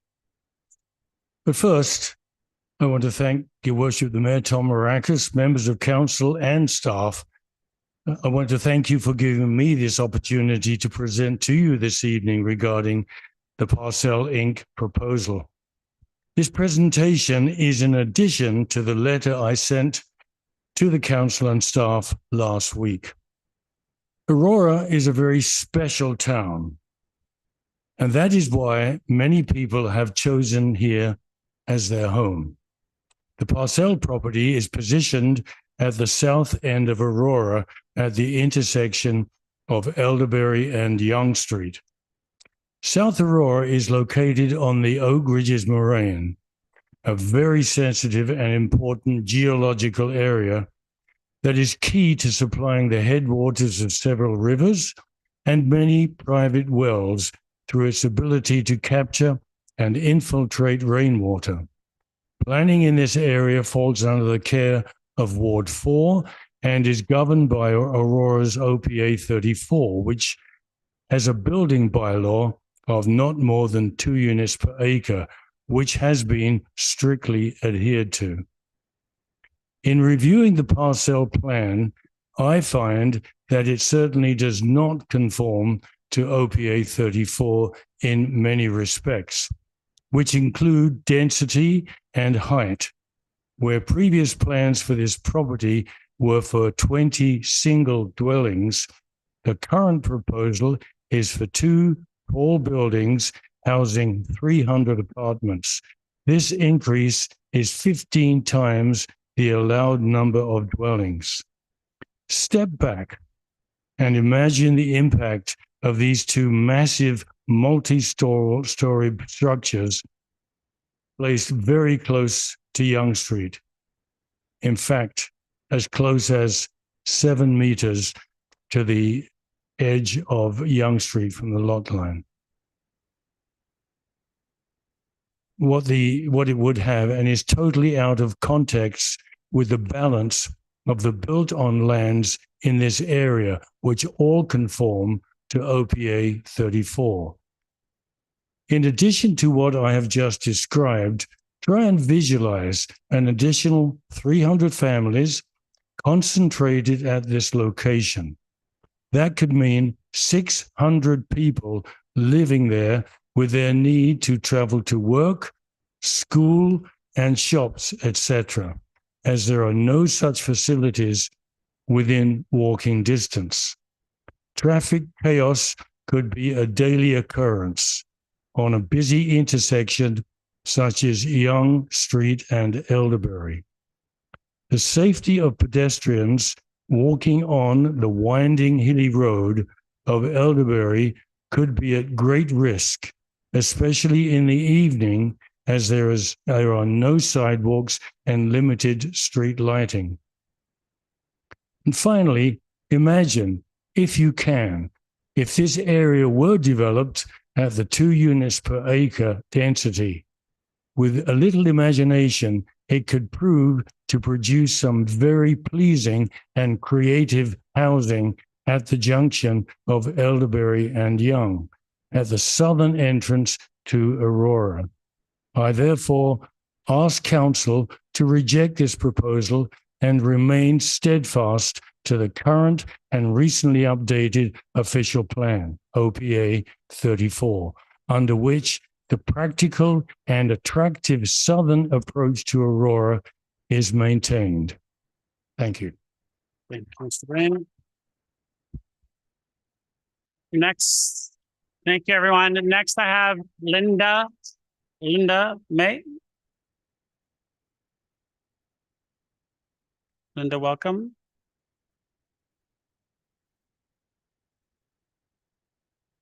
Linda, if I can just get you to state your name, and you have 5 minutes, okay? Thank you. Yeah. My name is Linda. Thank you so much, Mayor, and the councilors allow me to hear, to express my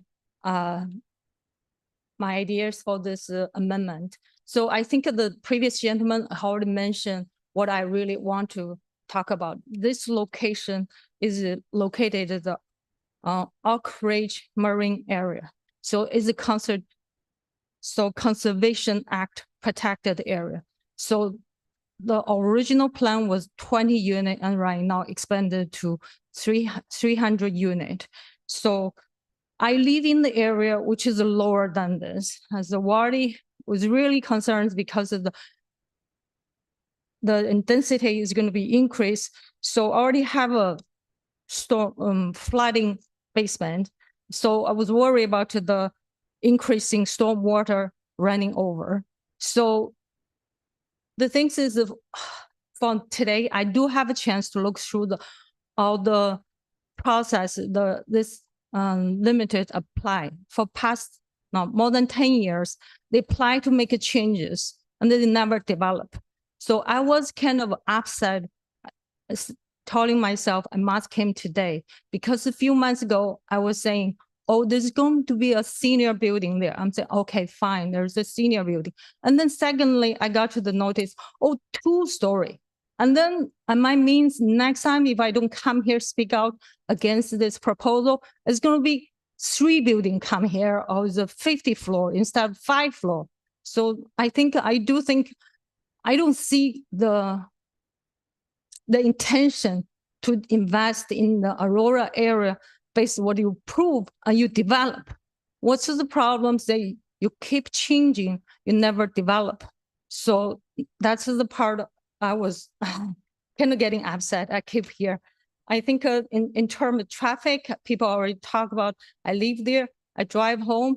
When I make a left turn, it's already hard from Algebury go to Yonge Street. I got late because I couldn't turn left. And then from the proposal, I think there's no change on the traffic light. So that part does concerns me as the plan wasn't well planned to helping the people existing in this community. So yeah, so that's basically what I'm came here to express myself. Yeah. Thank you, Linda. Yeah, thank you. Next on my list, I have Connie Wong. Connie?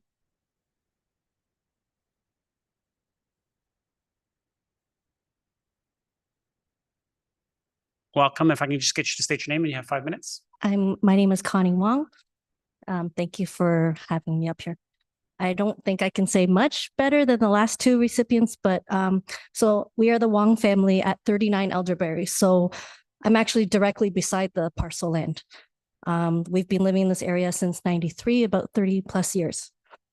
So my family and I are very much against this new proposal to change the land use again.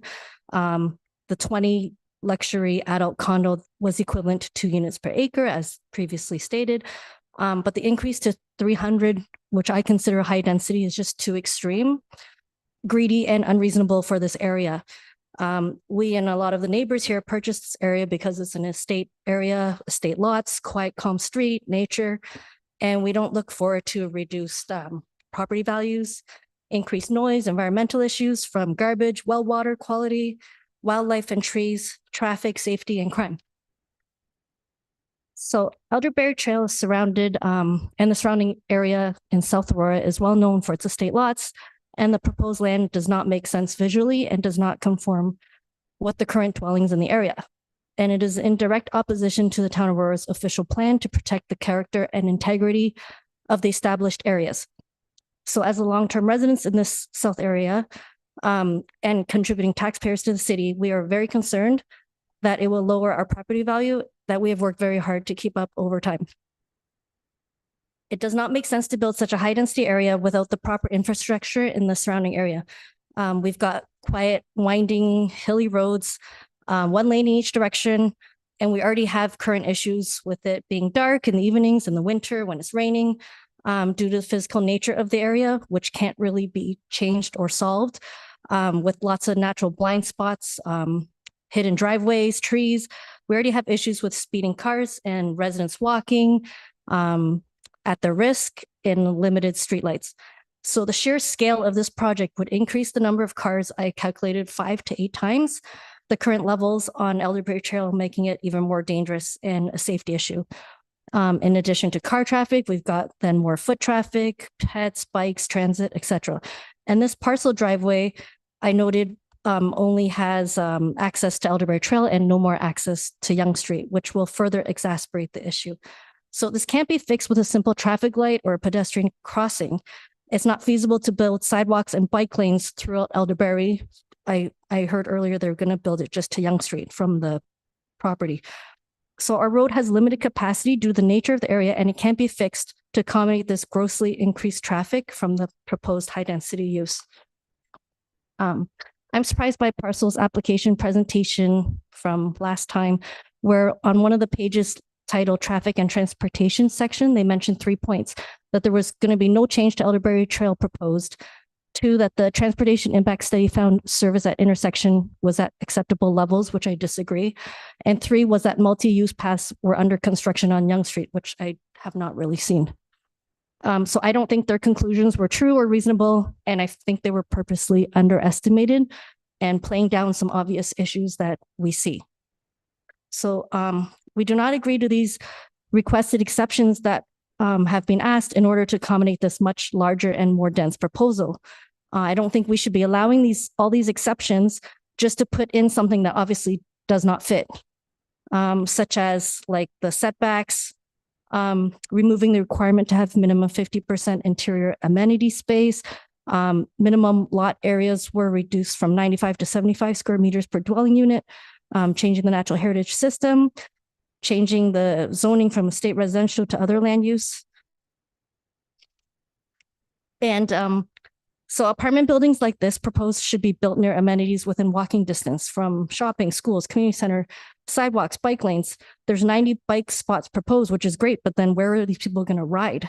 You can't even walk on the road, let alone bike. I understand GTA is looking to build homes and there's an increasing population and demand, but this is a unique solution, and the lack of immediate and supporting amenities is not a suitable spot for this high density residential use. We're also worried about the impact on the environment. The natural buffer Yonge Street serves as a habitat for lots of wildlife that live in the area, and to clear this vegetation, regrade it, and turn it into a densely inhabited area does not match our neighborhood.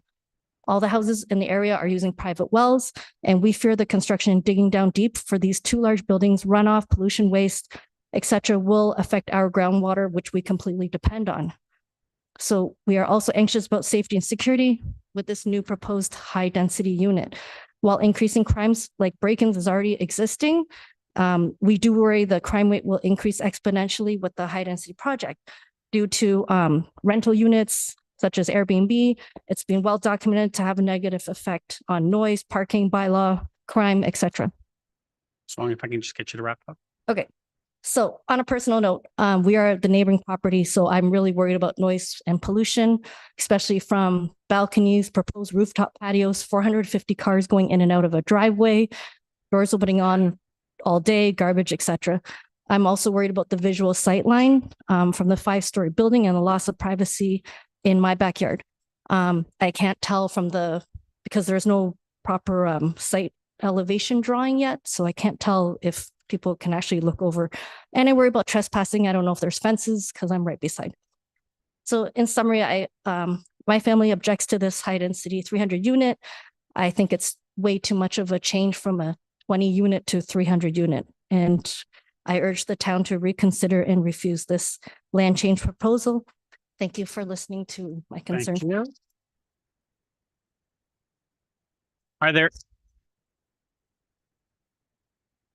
Are there any other members? Yep, come on down. I can just get you to state your name and you have 5 minutes, sir. Paul Langst, Houdini Way, which is at Elderberry and Houdini Way.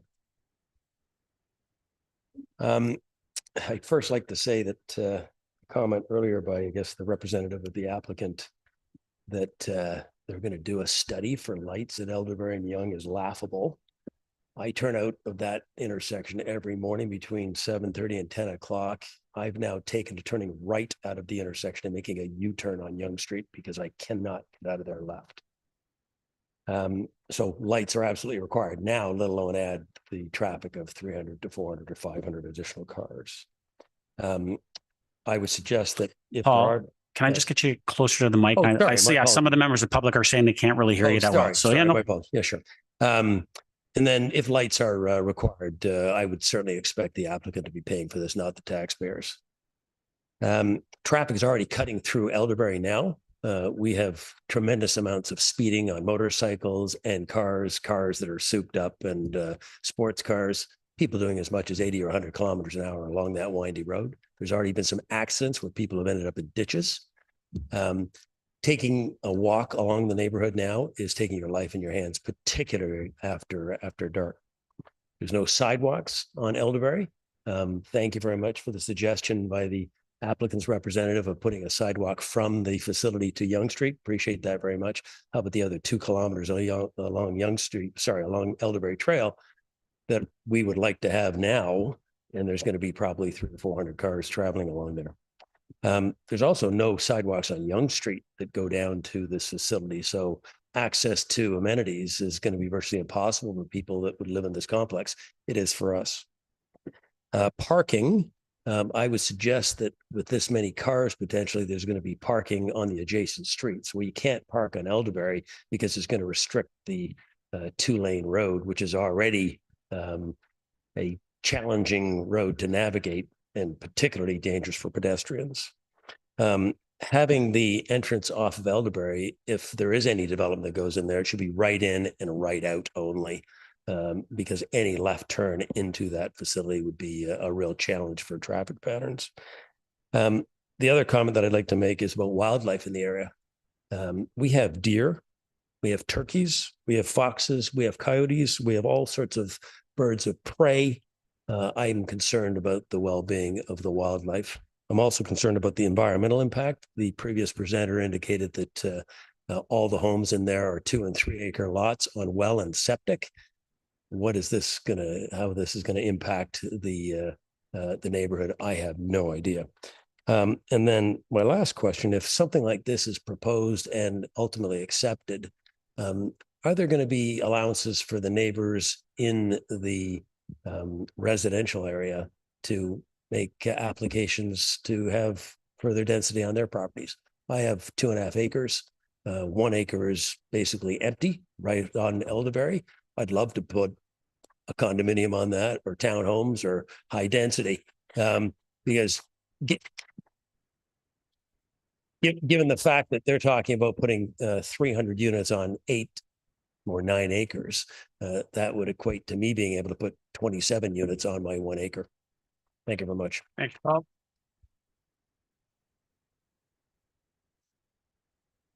Are there any other members of the public that would like to come up this time? Yeah. Come. I can just get you to state your name and you have 5 minutes. Sure. Hi, my name is Nemo Squizadin, area resident, longtime resident across the street on Hunter's Glen. I won't repeat all the points that the other members of the community said eloquently. If I could just get you to lift up the mic a little bit closer to your, yes, thank you. Okay. Yeah. Is it better now? It's a little bit better, yes. Oh, okay. I just don't understand why they can't build a lower density project over there. Recent projects over in the area, like the Royal Hill, the Cala Trail, and the Glen Steeple, are all good examples of successful building over there. They are much less density. They have proper setback from the Yonge Street. This proposed setback of like only 6 or 7 meters from the edge of the Yonge Street seems very, very strange. The other point that I want to say is that the proposed project is in total, it's not in harmony with the area and the environment and the neighborhood at all. The kind of mid-rise building that they're proposing may belong to some city center or center or part of Aurora, but in that neighborhood, we don't see anything like that for miles. You don't see a 4 or 5 story building for quite a while. Even the closest one is Glen Manor, and that is about 1.5 kilometers to the north. Speaking of Glen Manor, that one has about 30 or 40 meters setback from the Yonge Street, very generous, plus with a very good green space buffering from the Yonge Street as a reference. And then the communication from the town, I guess, is a little bit confusing or misleading, I should say, or at least not clear. It's not clear whether it's a mix of one condominium building and one senior living building. I heard again from the planners, adult lifestyle living. The term senior living is not clear here. Is it a managed, corporate managed and run senior retirement living like Del Manor? Or is it a condominium again? That would be, I would require, I would appreciate a bit of a clarification on that. Thank you. Thank you. Any other members of the public? Yep, come on down. Welcome. If I could just get you to state your name and you have 5 minutes, ma'am. Sure. Good evening, everyone, and thank you for the opportunity to speak up. And my name is Vivian Wu. I'm the proudly resident of 99 Elderberry. Together with my husband and my 2 teenager children, we have been in the proud resident of Elderberry since 2015. So glad to thank you for the opportunity for us to speak about our concerns here. So a few of the residents here already spoke a bit about the technical item about this objection to this proposal, which including the impacts to infrastructure, ecological, and as well as to the safety as well. I definitely share this concern and express in my personal letter to Mr. Mayor, all the councillors, as well as the city planner. And that's for sure, it's deeply concerning us and for all of those. However, I'm not going to repeat everything you already heard tonight. Okay, so what I just want to talk about here is want to talk about the character of the community, character of the neighborhood that we're living in. So for most of you who knows about all the history of Aurora, and since I'm relatively new to Aurora, right? So the history of Elderberry Trail and itself is actually tied to our town's history and value, and it's named after the Honorable Jim Elder. Everybody knows about it? Yes, it's a very well-known, celebrated equestrian, and it reflects its legacy of preserving the open space and promoting the community pride. And Mr. Elders actually bought this Elderberry Hill farm as a horse farm and have this place for over 50 years. And this is where the neighborhood that we are living in came from. Okay, as of today, this Elderberry neighborhood is more than just a collection of homes. And the streets like Elderberry Trail, which the one that I'm living in, and McRobert Place, Spring Maple Chase, Champion Circle, Dog Terrace, and Howdery Ways are really thoughtfully spaced with a very small number of houses nesting in a very naturey surroundings. And this layout and foster not just a very quiet environmental opportunity, but also a very close-knit, supported community. And it's a character that why we are moving to this community. So again, we are one block about the character of our community and talk about that why we make Aurora as our home. So if I'm looking for the development plan for the town of Aurora, I think in section general 3.1, the town of Aurora's official plan is actually emphasizing the protection and enhancement of the community's characters. So currently we have about 60 homes in this Elderberry Trail and surrounding trails. And with the 300 homes coming in, which is like 2.5 or 3 times the number of homes. And if this change from an estate residential neighborhood to a cluster neighborhood, hopefully I use the right terms, cluster neighborhood. I don't know how you can define to me that you're not changing the character of this neighborhood. So I just want to be clear here, right? We are not here, the rejection of this project is not here for us to reject the whole development of Aurora. We totally agree with developing this town. In fact, Aurora has becoming a very renowned and favorable suburban town that a lot of people are starting to moving into Aurora. However, we would really want the councillor and Mr. Mayor to consider that for the development project and call for very responsible community construction, continuous growth. And we want everybody to reconsider this project and reject it and consider a low density project, which will be more appropriate and fit for the character of our neighborhood. Thank you so much. Thank you.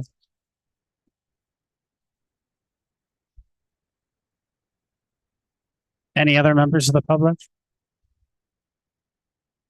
Come on down. I can just get you to state your name and you have 5 minutes, sir. Hi, my name is Maurizio Barbone. I live at 138 Championship Circle Place. I've been employed by municipalities and consultants for over 35 years on infrastructure renewal projects and development review. I'm taking a different approach with regard to the development. I'm looking at it as though in the event it is approved. Okay, we all know that a lot of applicants take it to the Ontario Land Tribunal and get what they want, right? I just want to make sure that some of our concerns are heard. The issue about the traffic signal is a fairly big one for us. I, in the morning, have to drop off my wife to the GO station. Between 7:30 and 8 o'clock, it could take up to 4 minutes to make a left turn northbound onto Yonge Street. With the additional flow from the buildings, I think you need a dedicated left turn and right turn lane eastbound. I would like to see a public sidewalk along the entire frontages of the development for pedestrian safety, and that's both on Elderberry and on Yonge Street. I would like to see improvements made to the street lighting. It didn't even meet the standard when it was upgraded to LED back in 2014. It needs to be brought up to current industry standards. With respect to the turning movements into stable community, I would like to see a no left turn on Elderberry from the development if it proceeds, and even maybe an island. Okay. At the moment, the road is ditched. It'd probably be a good idea to semi-urbanize that. My other concern is sanitary capacity. I know that the outlets go into a pumping station down at the end of Elderberry, at the end of Championship Circle. And now you're going from 300 potential residents from what was originally proposed. I don't know if there's capacity there. I don't know if that means tearing up local streets to get to the outlet. And that could be very disruptive. I'd like to learn more about that. Parking, big problem. We all know that in that area, yes, it is served by transit on Yonge Street. However, in most suburbs, you have people, all adults, that get to places of employment and work. Mostly all adults up in our area drive their own cars. So there's 2 or 3 adults living in each unit of that building. That means 3 cars. 1.5 parking spaces isn't going to cut it. It's just going to mean that there's going to be a lot of car overflow onto neighboring streets. So if anything, I would like to at least see the number of parking spaces increase to 2 per unit, right? Another thing is, so my neighbors here, their homes back out onto Elderberry. And I would really like to see some berms constructed so that they can buffer some of the stray light, and then trees planted on top of that. And that's pretty much what I would like to include at this time. But definitely like to know what the sewer capacities are, storm and sanitary. Thank you. Thank you.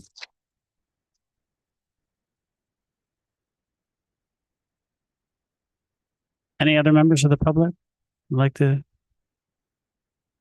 I'll see if there's anyone for the first time still. And then is there any other members of the public for the first time? Mr. Langston, come on up. Second time. Just remind you, you have 5 minutes again. Go ahead. Yep. Paul Langston to it anyway. Somebody mentioned earlier Del Manor, and I have a relative who lives at Del Manor, and that is a very nice facility. But parking is already a problem in that facility. And that is something that seems to be a common theme through both of the presentations today. I try to get to that facility, and I'm actually parking on the side streets now because there is no parking on the surface parking lot inside the building.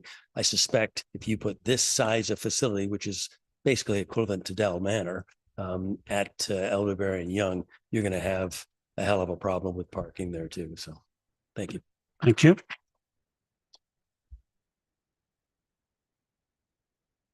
Any other members of the public?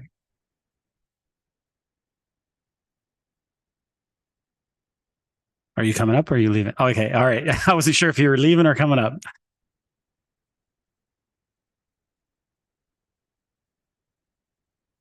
I can just get you to state your name and you have 5 minutes, sir. Good evening, Your Worship, Council, staff, and fellow concerned residents. My name is Andrew Mestronaro. I reside at 8 Spring Maple Chase in Aurora, Ontario. I would just like to echo the sentiments and the concerns of the public here tonight. I think that the infrastructure is inadequate with respect to transit, with respect to also environmental considerations. I think the density is also way too high for the area. I'm sure that you will all be taking this into consideration in the process of this application. But yes, I would like to echo the sentiments and the concerns of everyone here tonight and state that I would like you to reconsider the density of this project. Thank you. Thank you, Andrew.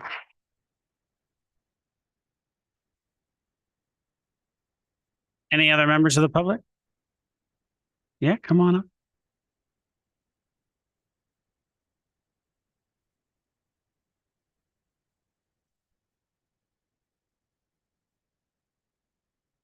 I can just get you to state your name and you have 5 minutes, ma'am. Hi there. My name is Kathy. I live in the Ascot Park community just off of Gold Medal Gate. I echo everything my neighbors have said here. The Elderberry Trail, probably most of you have waved to me. I run that street every day, and the raceway that it is and the chaos because of the windy 2-kilometer stretch of road and the lack of lighting poses a huge problem from the standpoint of it's already not a good situation. So if you add 400, whatever that number is, vehicles, and those vehicles don't wish to go out of that development through Yonge Street and they're running across Elderberry Trail to Bloomington, then you're just exacerbating the problem.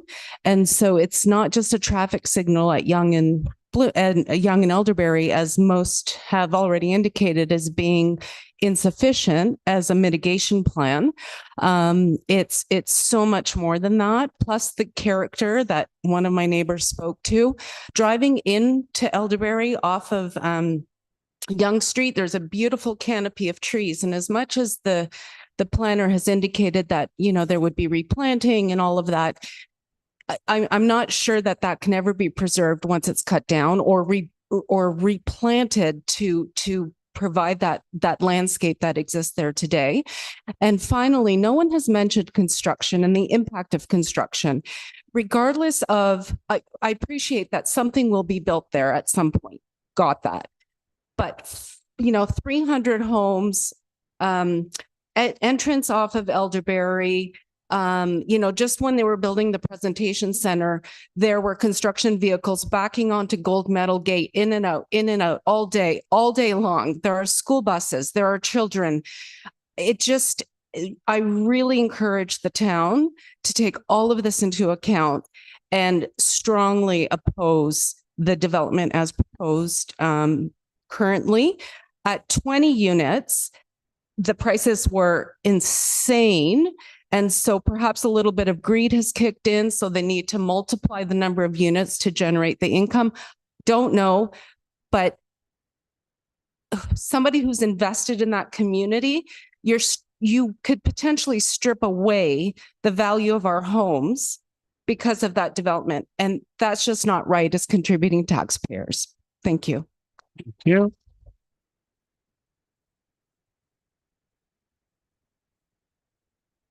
Any other members of the public? Any other members of the public? You want to come a second time? Sure. Go ahead. If I can just get you to state your name again, and you have 5 minutes. Again, area resident. I forgot to ask about two topics essentially. They mentioned construction.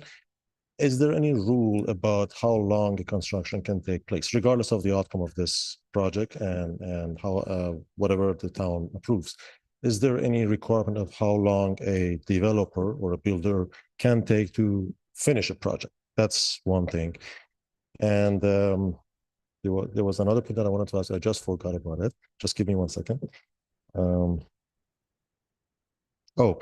I heard the feedbacks from the planning department. Is urban design part of the consideration for the planning department, or is it just the technicalities of compliance with the rules? If urban design is part of the consideration, I think this thing doesn't fit that in terms of harmony with the environment, with the neighborhood. Thank you. Thank you. Any other members of the public? I said at the beginning only 2 times. Yes.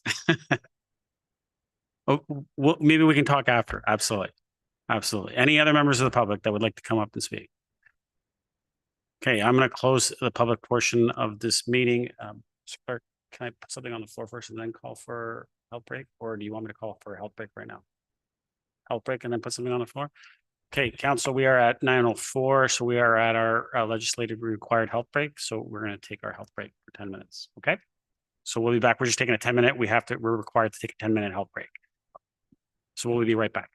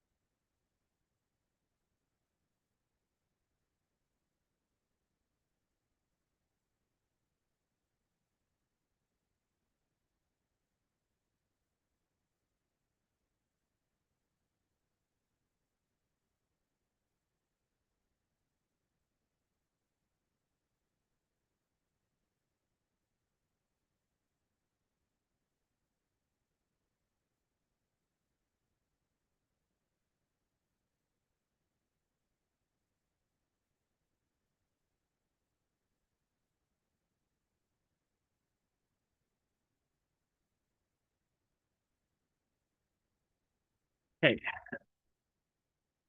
Council, we are back from our health break.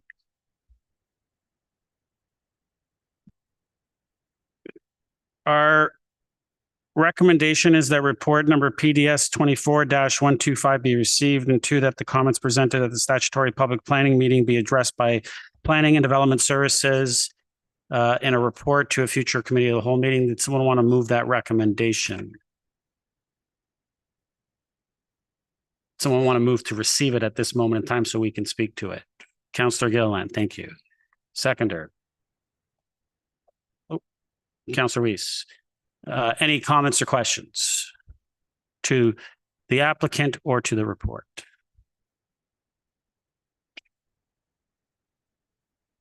Councillor Gilliland. Thank you. Through you, Mr. Mayor, to Mr. Rumuno.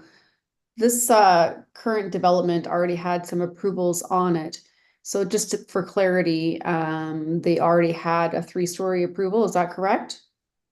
Mr. Rumuno? Through you, Mr. Mayor. So the previous approvals that date back to 2011 are for a 3-story wellness facility along Yonge Street, and then a 4-story 20-unit condominium building just for the west, and then a standalone detached home. Councillor? Thank you.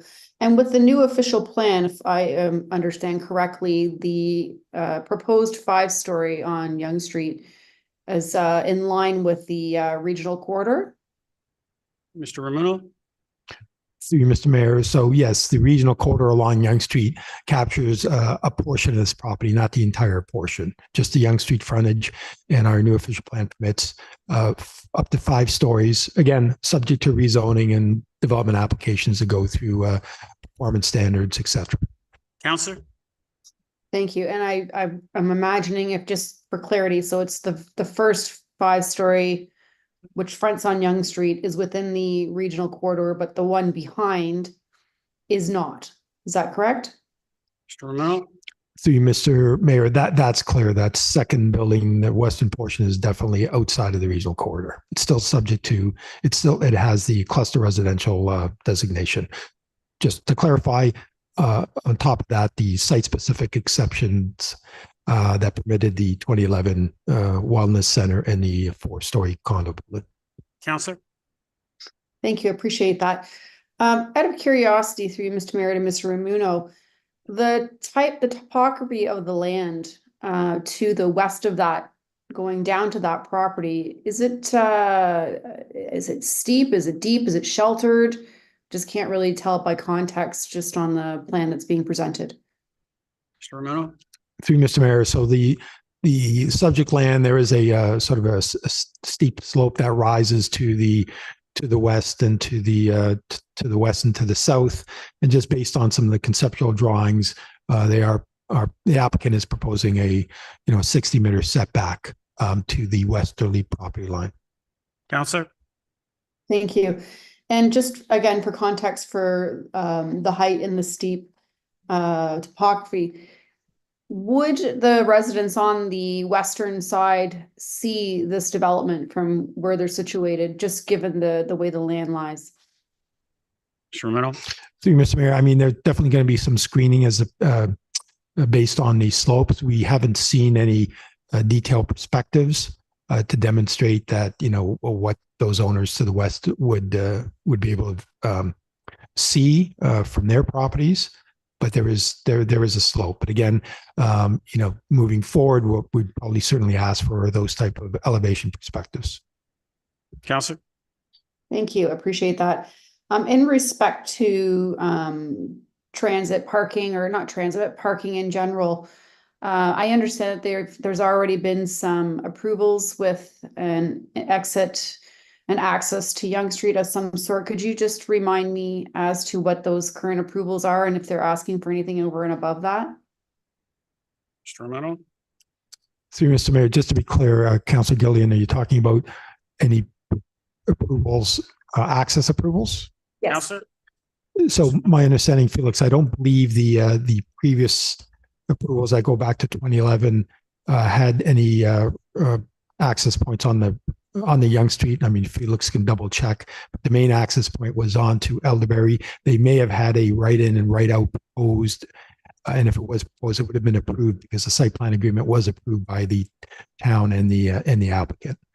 Again, with this application, at this point, they are not seeking a right in, right out from Yonge Street. Again, that may change, and that's a comment that we heard this evening for the applicant and staff to consider. Counselor? Okay, perfect. Thank you. I think that was maybe the confusion because I did hear some of that in the presentation at some point. So I totally understand that.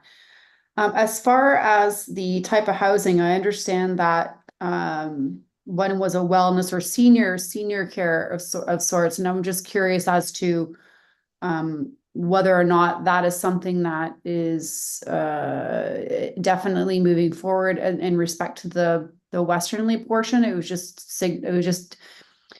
just labeled as such. Is this just a preliminary concept, or is this actually something that's intentional? Romano? Through you, Mr. Mayor, again, as we heard from the applicant, they are right now at this point, they are proposing a condo building and what they're deeming to be a lifestyle seniors building. It's probably too early for them to commit at this point because they haven't, proceed with the site plan or marketing. And Mr. Mayor, if I may, I'll just open up the previous drawing. So the 2011 approval, previous application did have an approved right in, right out entrance onto Yonge Street from the site. Counselor? Thank you. I appreciate that clarity. Important to know. Just out of curiosity, just kind of shouldering on, obviously, we're looking at the needs of the community, and I believe we just started our budget and that the highest density population in our communities right now happens to be seniors and children. Through Mr. Mayor, Mr. Romano, is that correct? Mr. Romano? Through you, Mr. Mayor, I'm not sure if I want to weigh in because I don't have those facts at hand with respect to the.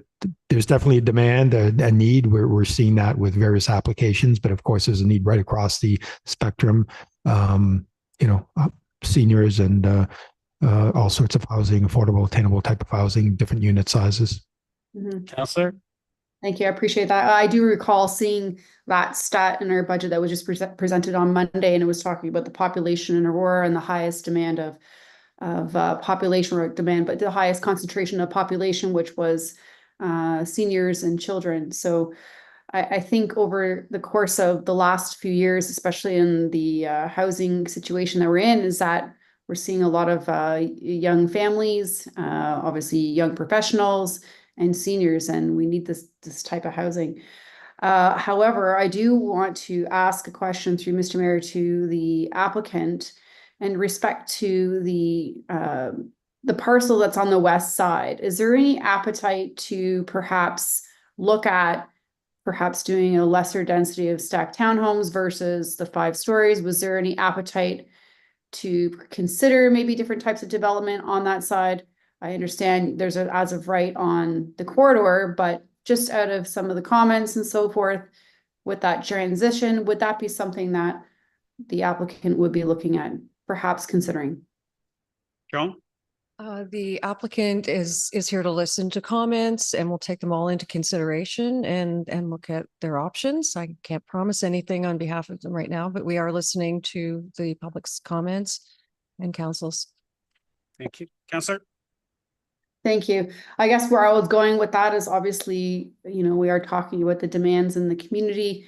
I did hear some comments about, the cost of building, and, I do understand that performa does play a role. I don't believe that people these property owners are submitting applications because they're trying to be greedy of sorts. I heard a comment like that, and I don't believe that's the case. I think we're all trying to, at some point, be in this together, try to intensify as much as we can where it's appropriate. In this case, it's on the regional corridor where it is on a major transit corridor road. And, obviously developers want to be able to build something that's marketable and be able to provide for the communities that are in need. And that's the kind of conversation we're having here today to make sure that it's appropriate and where it is. So I'm going to listen to what other colleagues have to say. But my only comments moving forward right now would just be more just making sure there's sufficient parking. Obviously, you want to make sure that they have an in and out or traffic flow in and around Yonge Street. And obviously, at some point with the design standards and how that affects the neighbors on the side, and as far as respect to heights and that transition, sounds like the transition might be gentle, but I'm interested in hearing what others have to say.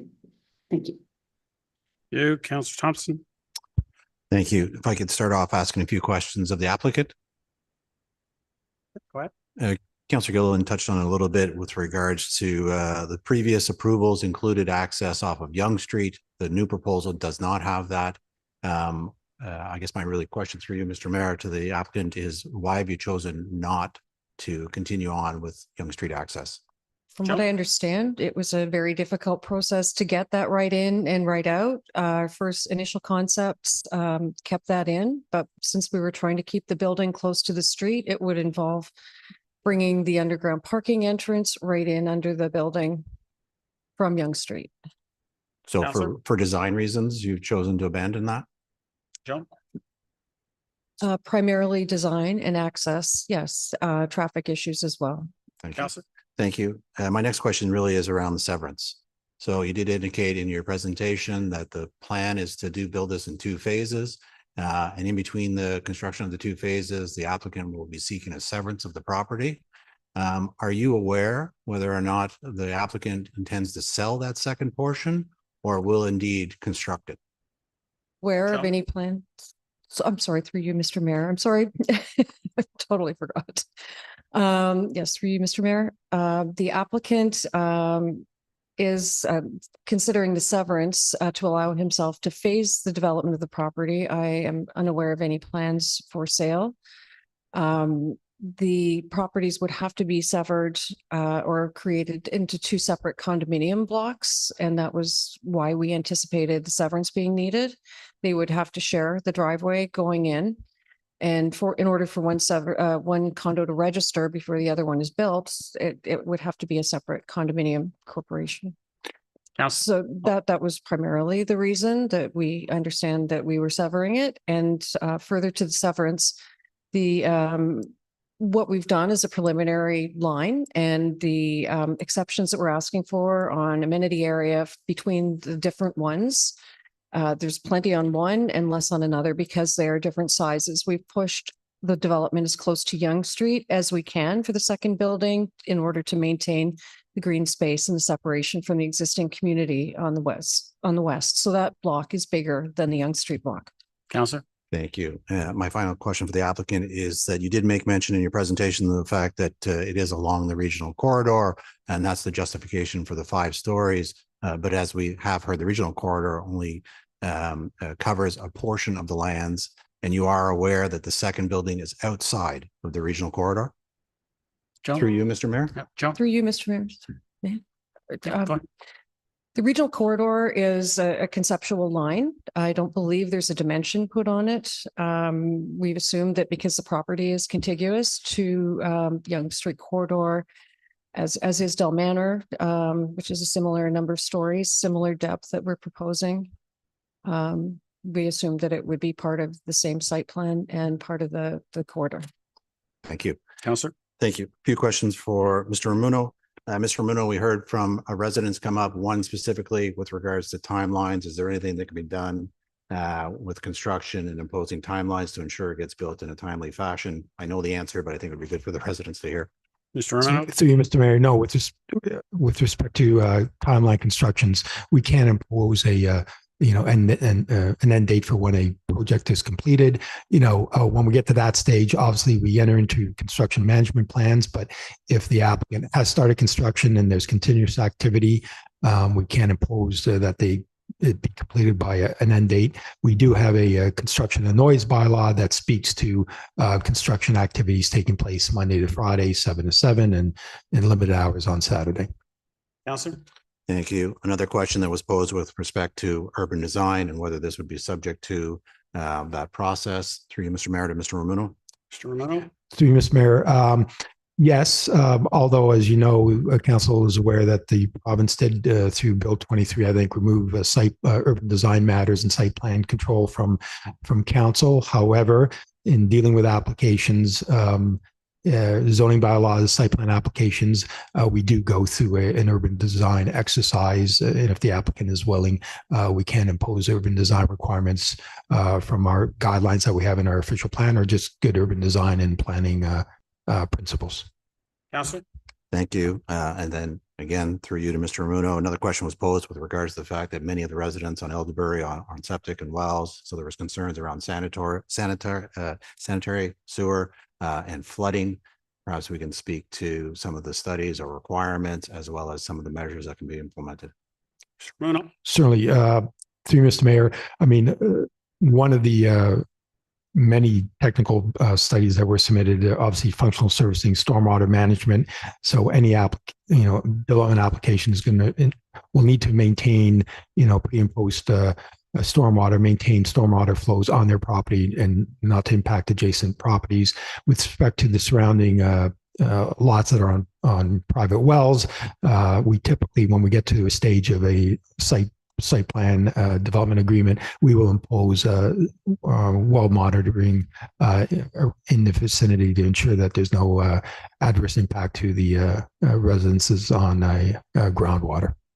Councilor? Thank you. And just a comment, really. We've heard that part of the justification for the development is that it's along the regional corridor, and that allows them 5 stories. And yes, sorry, you can sit down. I don't have any further questions for you. Yes, in our official plan, there is a small section that talks about the allowance for 5 stories and that it should supersede any of the other policies within our official plan, but it does not say that it overrides the policies and the attributes attributed to the Yonge Street South Secondary Plan, or OPA 34. And I think that any report that comes before us with respect to this property needs to identify where it conforms and where it does not. If you were to go into our official plan, which we just approved a few months ago, and look at OPA 34 once again, it does speak that it is intended by the town that the development along Yonge Street will continue to serve as a gateway to Aurora. Despite its function as a regional corridor, new development along the edges of Yonge Street and urban design within the corridor will be encouraged to reflect the distinctive landscape by minimizing the impact of built form, maintaining generous setbacks from the street, and limiting building height or massing, and requiring a high standard of new landscaping. I don't believe that this application as presented tonight conforms to the character and the intent of OPA 34. We heard one of the residents speak about how important the character of the neighborhood is. That's what OPA 34 is meant to do, preserve and protect that character. And we need to ensure we adhere to those policies and attributes. We approved the official plan. We just did it this year. We need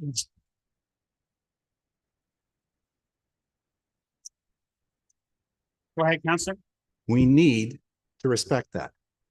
Yes, I recognize that there is the regional corridor definition and OPA 34 are at odds, and we need to work through that process, but we can't lose sight of the fact that OPA 34 has guided development for many, many years, and we need to honor that.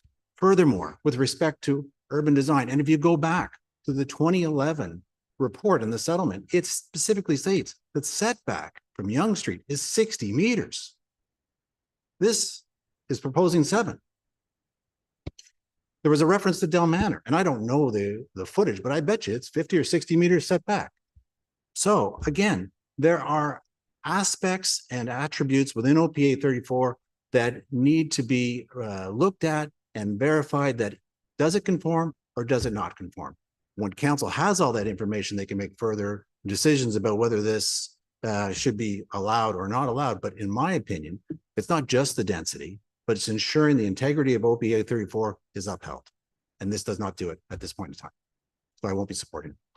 Thank you. Councilor Reese.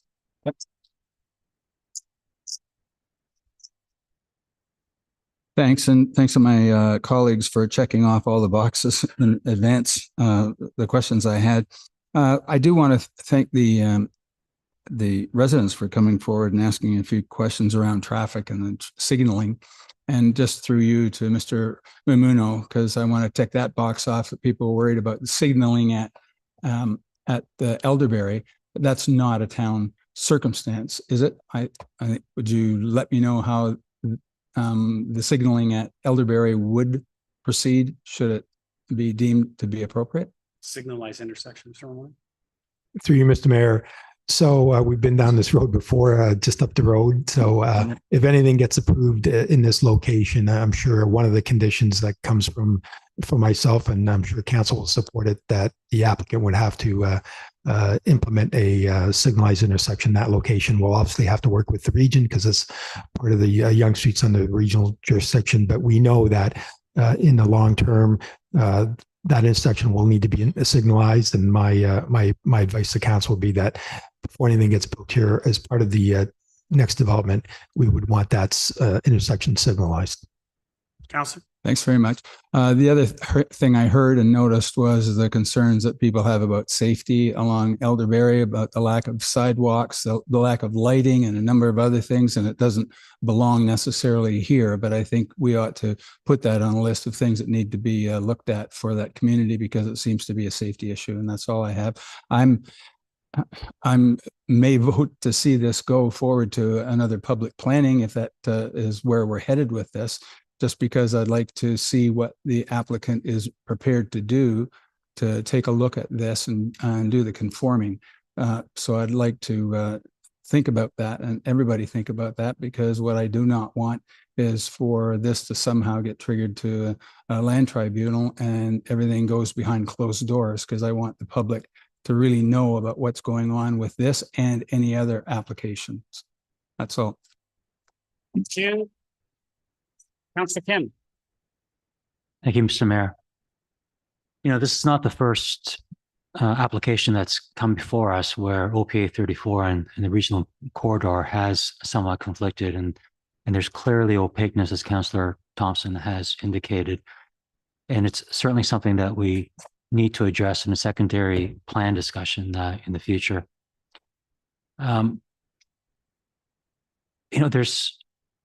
There's been some discussions, as Councillor Weiss has mentioned, in terms of some of the safety concerns, and those are valid concerns that the residents have. And through you, Mr. Mayor, to the applicant, the sidewalk situation and the street lighting situation has been mentioned. And for me, community benefit is a key theme that I look at when development comes to public planning. And so through you, Mr. Mayor, to the applicant, is the developer willing to put a 2-kilometer sidewalk and traffic lights all along Elderberry to help mitigate the safety features and show goodwill? Joan, did you want to answer that? Thank you, Mr. Mayor. Sorry about before. I can't commit to anything. As I said, we're willing to listen to everybody's suggestions, take a look at the viability of doing that. The reason we didn't propose the sidewalk we did on the right of way was because there's currently a rural section there with a ditch and a lot of trees that would have to come out. And putting sidewalks in on Elderberry would certainly change the character of that area, however long we did it. So, but we will take your consideration and your suggestion into consideration, and we will be responding to all the comments we receive. Thank you, Councillor. Yes, thank you. And you said it yourself in terms of it would change the character, and I think the character theme has been coming up. It's been surfacing quite a bit tonight, and certainly Elderberry, the neighborhood, has its own unique characteristic, and certainly there may not be.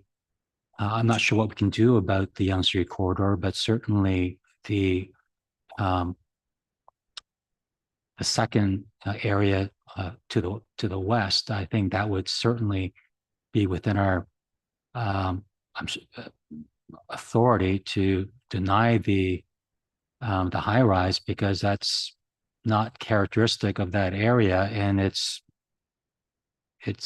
far inwards of Yonge Street, and I don't think that would be appropriate in my mind. through you, Mr. Mayor, and while you're here, Joan, so like many draft concepts include what the site could or would like, and the conceptual rendering that we saw this evening has mature trees. The boundary that's abutting the western side of the property to the first estate lot, it shows a lot of trees, but the aerial photographs doesn't indicate the same amount of greenery. I haven't been on that road recently. I forget what the distance or the buffer is, but in answer to the resident's question, if a 5-story were to go up, would the trees be sufficient buffer to that resident's privacy? Joe? Mr. Mayor, we are anticipating that they would be. That is an area that would be replanted. There's not many, if any, trees along that boundary at all. And that would be a restoration area and would also provide a wildlife connection to the woodlot on the north. The building, as I said, the architect has been trying carefully to set them into the hillside. We would be prepared to do a perspective or aerial view cross section to demonstrate. We're anticipating that it would help block the views, but I can't say that they would entirely block them. Just to note, the other application, the 4-story building was probably higher up on the hill than this would be. Councilor? Thank you. And that's what I thought, because most renderings draft what could be and what it might look like 15, 20 years down the road. But I don't think that's going to be the experience once that second building is built. For me, when a development is designed and built during the planning process, it's about partnering with the community, collaborating with the residents, give and take. And I don't see that much community benefit for the residents. So for those reasons, I mean, I can't approve that second building. But my last question through you, Mr. Mayor, to Mr. Rumuno, the building closer to Yonge Street, if we were to go to the Ontario Land Tribunal, is that defensible?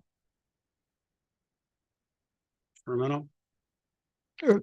Well, through you, Mr. Mayor, I mean, at this point, I don't think I want to take a guess at that. I just, keep in mind that notwithstanding, we have a regional corridor designation.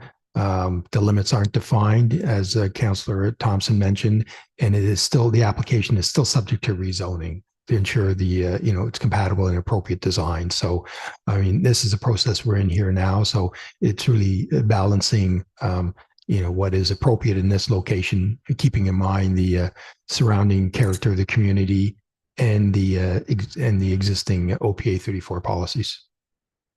Councilor? Thank you. I guess to summarize, I can't approve this application as proposed. I would be open to the 5-story that's abutting Yonge Street, preferably in a right in, right out, so that it has at least impact on the Elderberry community. Certainly on the eastern portion of the land, I don't think it's the right area for a 5-story. I think something more low-rise would be more appropriate. And those are my thoughts. Thank you. Thank you. Councilor Carter?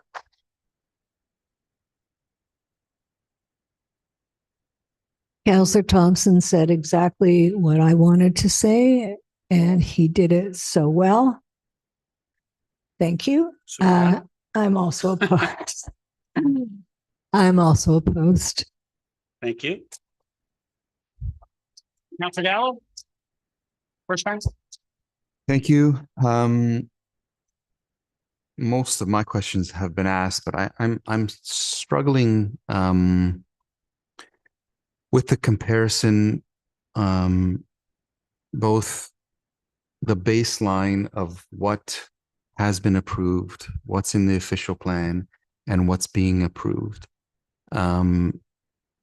Density wise, I obviously get it. We all get it that it's significantly more. But from a visual perspective, the building to the west is at least what's currently approved is a 4-story, 20-unit. I don't know the height. I would have loved to have gotten kind of an overlay of what's been approved versus what's being proposed in terms of a site plan and where they're located. Because some of the, just looking over some of the previous reports, the 4-story residential condo has a really high peaked roof. Does the height of that, what's currently approved, higher or lower than the 5-story that's being suggested now? I don't know if we have that now. Mr. Romano, do you have that? Through Mr. Mayor, and Felix jump in, I believe the proposed 2011 4-story building, I think, was at a 17 or 18 meter height. Again, the placement of that was, in a slightly different location than the current proposal. But, and you're correct, it had a different sort of urban design. I think it was, from what I remember, had sort of that French chateau type of architecture. So it was a different design, and the current design is more of a flat roof. But we can certainly provide those comparisons at a future report. Councilor? It's helpful to me and probably to the public as well to understand what tomorrow this applicant could go and submit a building permit for, and to understand it. Again, it's clear the density is different, but the actual physical structure of what's currently allowed to be built, how much different is that from what's being proposed? We need to get a better grip of that. I don't fully understand it. And we can talk density, and that's completely different. But my gut is that, in terms of, and who really knows what's defensible and what's not defensible, but unfortunately in the current regime that we live in, we have to calculate those things. And there's a 5-story at the foot of Yonge Street. Denying that, is that wise? I don't know. My gut tells me that it's a hard thing to deny. A 5-story that's the one to the west, that's a little bit easier to say no to, but only if we fully understand the baseline that we're moving from, and I don't at this point. It's not clear to me. I have no issues with this coming back to a public planning meeting. I think there's a lot of questions here. I certainly would not agree to committee of the whole. That wouldn't be appropriate just yet. But to answer a lot of these questions that have been asked and the public have been asked is appropriate, not only for the public, but for the applicant as well. They've heard, I think, loud and clear the residents' concern, council's concern. I would not be in favor of denying this application at this point, simply because, experience tells us that that's not the appropriate way to do it. Although the residents may want that right now, I can assure you it's not the right approach, especially if you want to hear what happens in the next phase. It is absolutely appropriate to go to another public planning meeting, to have a lot of these things flushed out, to give everyone a chance to put their best foot forward and then make an informed decision that's defendable. I think that's the best approach, and I would be in support of that. Thank you.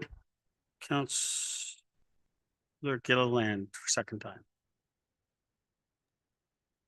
Thank you.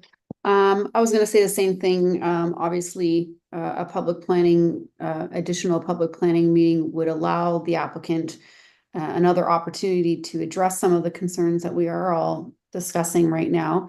Obviously, if we were to outright deny this as of right. As Councillor Gallo has said, that they could go ahead and put a 3 and a 4-story in there. And now we have an opportunity to give some feedback on a new application and perhaps maybe make some changes to that and allow them that opportunity. So I would be in favor of going to another public planning meeting. I want to give the opportunity for the developer to have a benefit of the doubt to come back, and the public can come back as well. It's a process I'd rather have out in the public versus behind closed doors, and next thing you know, we're making a settlement. Again, but the defensibility, we are in a regional corridor. We do have a mandate to grow an additional thousands of homes, 8,000, I believe. And, when you are in a regional corridor like this, it's something that I believe is really tough to say no to. So here we have an opportunity to send this back to the applicant and see what they can come back with and try to accommodate some of the concerns that we're speaking about today. So if without further ado, Mr. Mayor, I would like to, I guess, put an amendment on the floor or to change the receive to sending it back to another public planning meeting. All right, Councillor, I'll come back to you. I have one more speaker. Okay, thanks. Okay, thank you. Councillor Thompson, second time. Thank you. Just one last comment with respect to the Yonge Street South secondary plan. I do find it notable that, Yonge Street South encompasses a fairly large area, but this corner is specifically identified within the Yonge Street plan. It says at the intersection of Elderberry Trail and Yonge Street, extensive treed areas shall be retained. And on the southern property, new bermed and landscaped areas created to ensure that the natural environment continues to form the dominant character at this gateway to the existing estate community. I think this is important as we continue to have these conversations with the applicant to ensure that the vision that was crafted is upheld. And I do very much appreciate the comments of the presenter and the applicant at the beginning of the night, where they said they came here to listen. And I truly hope that you have listened to the comments and the concerns of the residents as well as members of council, and that we can continue to work together to find a suitable solution that everyone can support. Thank you.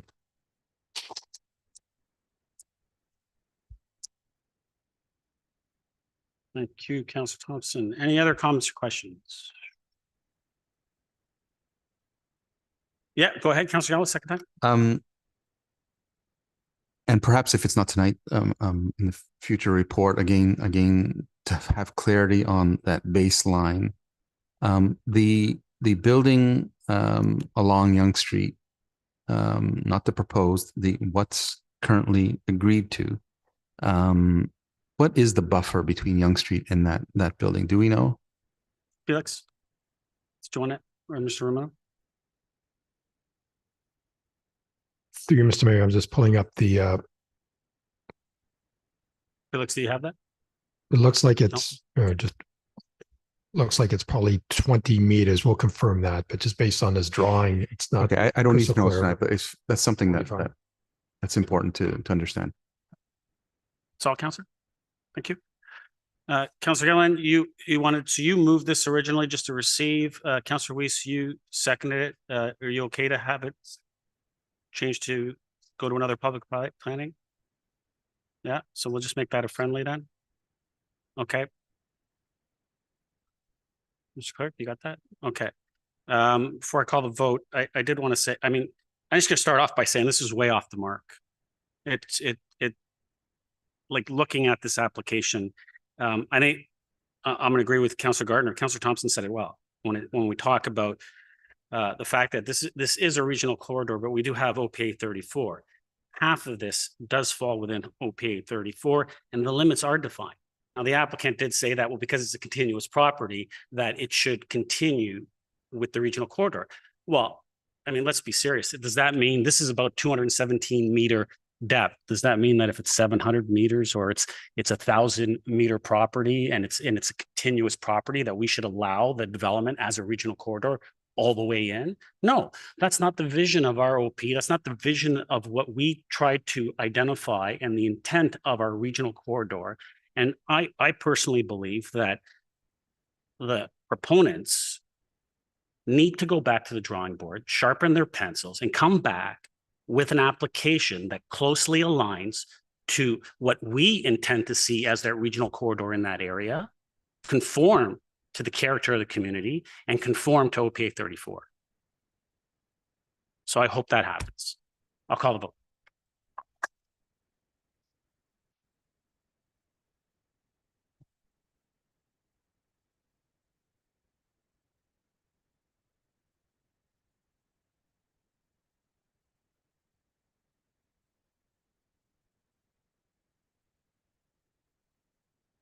Carries. So before I continue, members of the public, thank you for coming. If you do want to stay informed, please fill out that green sheet. So we'll keep you informed with any future meetings in regards to this and anything that comes up. Thank you once again for coming. And at this point, I'm going to call for a motion for the confirming bylaw. Councillor Weiss, Councillor Thompson, all those in favor? Opposed? That carries. Can I get a motion to adjourn? Councillor Weiss, Councillor Gardner, all those in favor? Opposed? That carries.